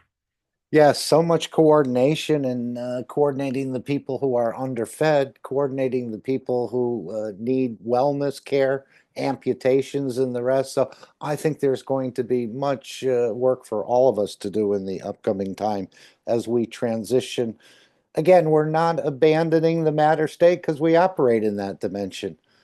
But now we're just going to be adding to man's knowledge in this energy dimension. So there's going to be so much work for all of us, and all of these groups, I sense, will be growing exponentially in the coming weeks and months and years as we continue to move into this this new dimension of understanding the universal knowledge rather than man's knowledge.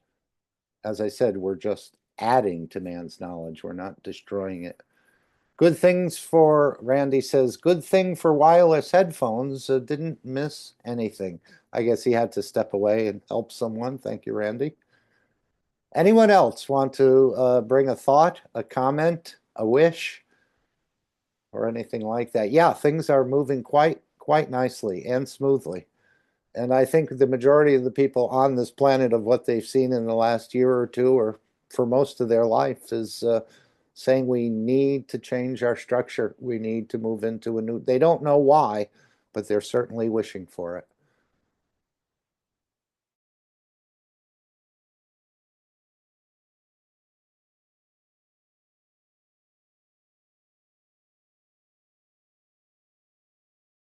Please continue to add your energies to the energies of the Keshe Foundation team that are in the process of negotiating, as well as the leaders and the others who are also taking part, that all the sides will, in a way, negotiate from a point of wisdom and peace, rather than how much I can take from your structure or how much you can take from my structure. But it'll become one structure where we're all, in a way, like a big fountain, just adding that water going up and creating a beautiful fountain for everyone to feed and to partake in. It'll be a continuous flow. So again, I don't even think we're even fully aware of what's in the background of the Keshe Foundation and what's going to be coming forward, really as a gift from the Creator in so many ways. I don't think any of us have developed a system that generates the energy that runs the Creator or anything like this. So we're in a supportive role in the background, but I think we'll be coming into the foreground and sharing the knowledge as we understand it, the same way Alex does or any of the other knowledge seekers. And of course, we're all sharing what we think we understand about this knowledge. Usually when I meet someone, or if I see an opening to sort of crack into this plasma technology, I start talking about it a little bit and then give them where to go if they want to understand more. That's all. We're not forcing, but we're sort of transferring some beautiful knowledge to others if they're open to it, if they want to pick up that flower. And no one is forced into this understanding. It's all based on the way you want to go with it.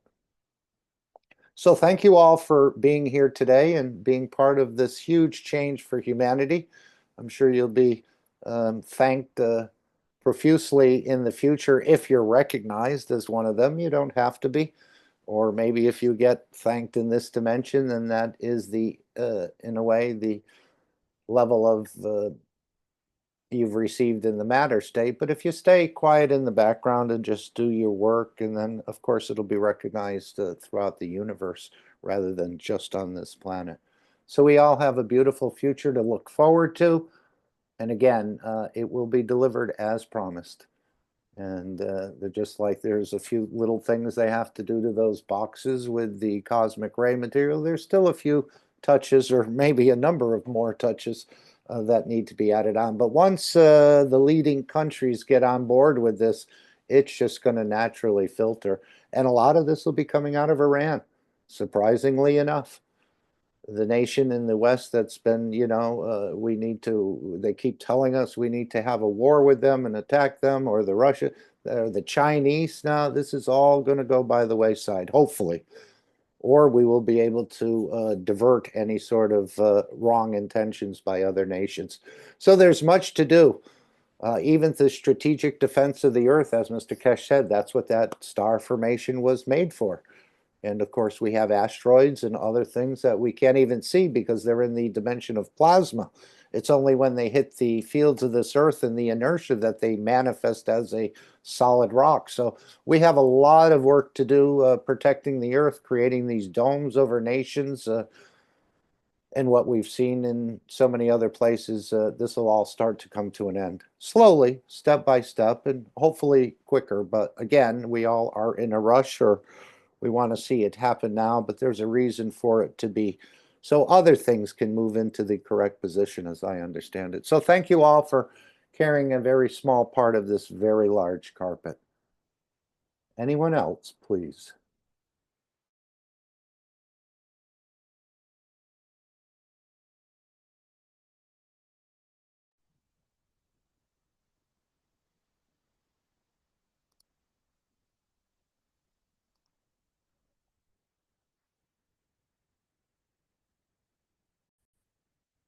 And of course, just a reminder to join us every day, using your energies as a beautiful field bouquet in a way, joining with the others, and then extend that as often, as much as you'd like to extend it, to bring the change through the energy dimension rather than the physicality. This is the dimension we'll be working with, I think, more and more in space, although there will be a whole fleet, I think, of craft that'll enter into this exploring space in the what we would call the matter state, and this tourism and the rest of this. But I think it's the energy dimension which we really want to hold on to. The physicality we don't really need, but we certainly need to understand the interaction of the fields on the energy state, because this is how we gain an aspect of immortality, by playing one off against the other.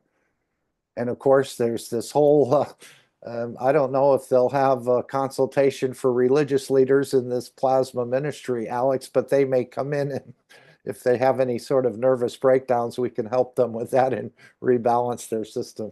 But I think a lot of them, not at the lower levels, but at the higher levels, are very well understanding what is about to happen on this planet and what's been promised. At least that's my understanding. So it won't be foreign to them, and hopefully they'll, as we saw with the leader in Iran, that he's decided to move into that direction, perhaps take off the frock and so on. But yet there's still more to unravel, I think, and what events will take place and what obstacles may be put in the way. But again, they'll just be summarily removed, as I understand it, eventually in a timely manner, and people will move more and more into this dimension, or this understanding of their capacities and capabilities as a entity made in the image of the creator, as he's made the entire universe in his image. Okay, if there's no other thoughts or comments, we can, I guess we'll play the, I think we'll play Keep Keshe Foundation Free for Humanity, because this is what we need right now, to keep the Keshe Foundation free, that no one really interferes with the work of the Keshe Foundation. So we're going to play that and the final disclaimer, and the meeting will come to an end. Any other thoughts, comments, questions you'd like to bring forward here? Just a moment. Okay, I think we'll do this, but this is part of some of the work that's being done in the background by our doctors. Again, as Mr. Keshe has often said, we're not doctors, we're technology providers. It's the doctors who use it and apply it, and that'll be a whole nother thing for doctors to be trained as well. So there's a lot of work, and there'll be a position and a place for all of us here and in the universe. Thank you all for sharing your time with us today, and continue to think good, speak good, act good, embrace the World Peace Treaty, and I think you'll have a beautiful shielding around yourself and others who you'd like to create that dome of peace for. So thank you all, and we'll see you in one of the future meetings. Anything else anyone would like to bring that's on the tip of your tongue and you're debating whether to say it or not, please feel free.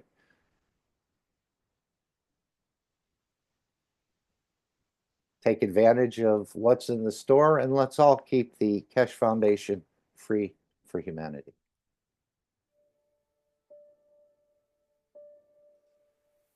Keep Keshe Foundation free for humanity. Become a trial volunteer. And Mr. Keshe is making every effort to keep Keshe Foundation free and independent, and out of control of the multinational corporations. Therefore, we need more knowledge seekers with certain health conditions to come forward and be part of the trials and test. It's different than volunteering for big corporations with huge budgets. For one thing, they pay you to put experimental drugs inside your body because you are taking a risk. With plasma science, it is totally opposite. You are working with plasma fields that cannot damage you, and usually your condition changes or goes away. But you have to pay for it because it's an act of love to help bring the change to humanity. Please, if you can consider volunteering for these trials, not only do you benefit, but you bring benefit to others.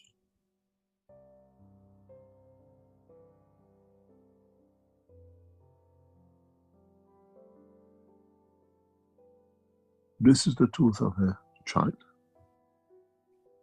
and you can see it literally to the flesh. And this is very few weeks later.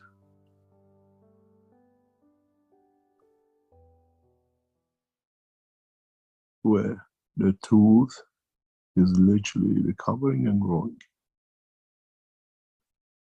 And when you see the changes are so fundamental. And this is what our doctors and dentists are achieving. This is a life of misery, pain, tooth extraction. And this is today, a few weeks later.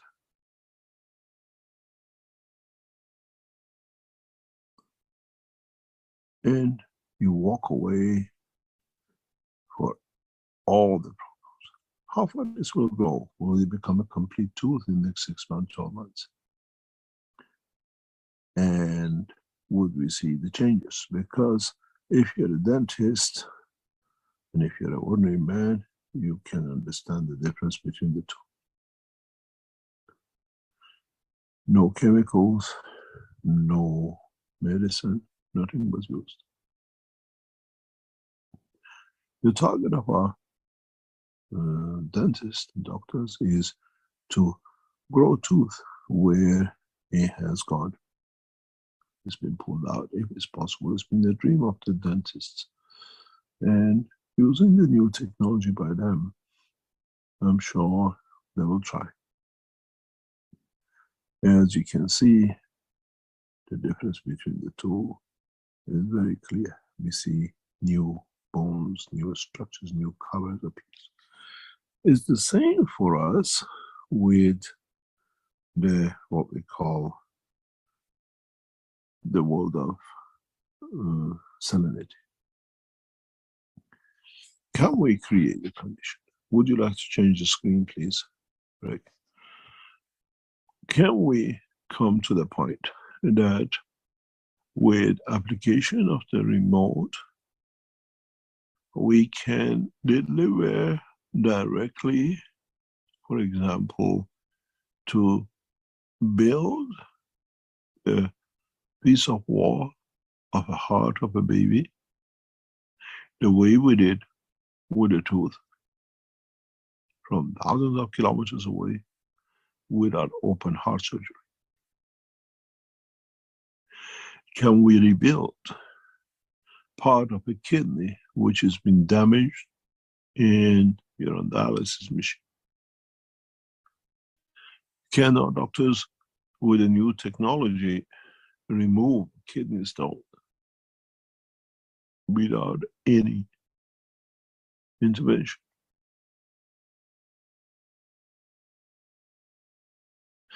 Do they need to change the salinity within a kidney for the stone to melt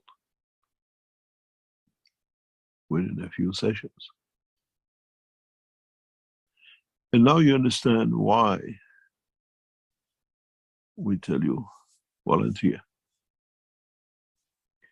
Do you want me to go to multinationals and tie your hand with research? Or do you want to do it yourself and help the others and our doctors to understand? We are not in medical practices. We are in elevation of the soul, how the soul decides to change the what we call dimension within dimension of physicality. And secondly, all these trials is done by the doctors.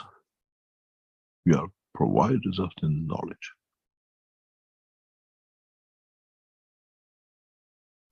So, if you want to see if it works, if it can bring a new understanding for us, volunteer.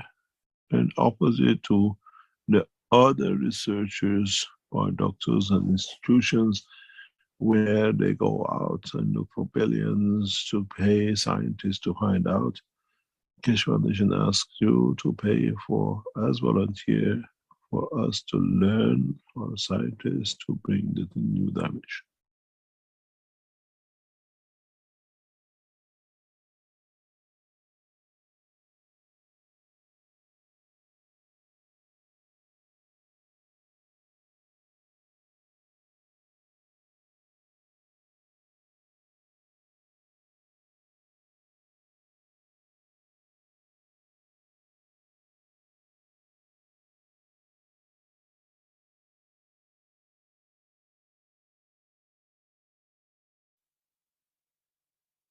Disclaimer. The information and education material contained herein is meant to promote the general understanding and dialogue of GAN's processing. Such information is not meant or intended to serve as a substitute for a healthcare professional's clinical training, experience, or judgment. For patients and individuals, such information is not to be a substitute for professional medical, therapeutic, or healthcare advice or counseling. For medical issues or concerns, including decisions about medications and other treatments, readers, viewers, listeners should always consult their physician or, in serious cases, seek immediate assistance from emergency personnel. Prescription information, procedures, and use of medical devices information should be undertaken only by properly trained and certified medical personnel. We specifically disclaim any warranties, express or implied, including implied warranties of merchantability or fitness for a particular purpose. Such information is provided, as is, and is believed to be accurate at the time of its publishing, but it is the viewer's job to evaluate the accuracy of any information found in this presentation. Every case presented is of their own experience, applied by themselves for themselves, and it applies to their case only. Every person experiencing health problems should seek professional medical advice and consult their course of treatment with a doctor.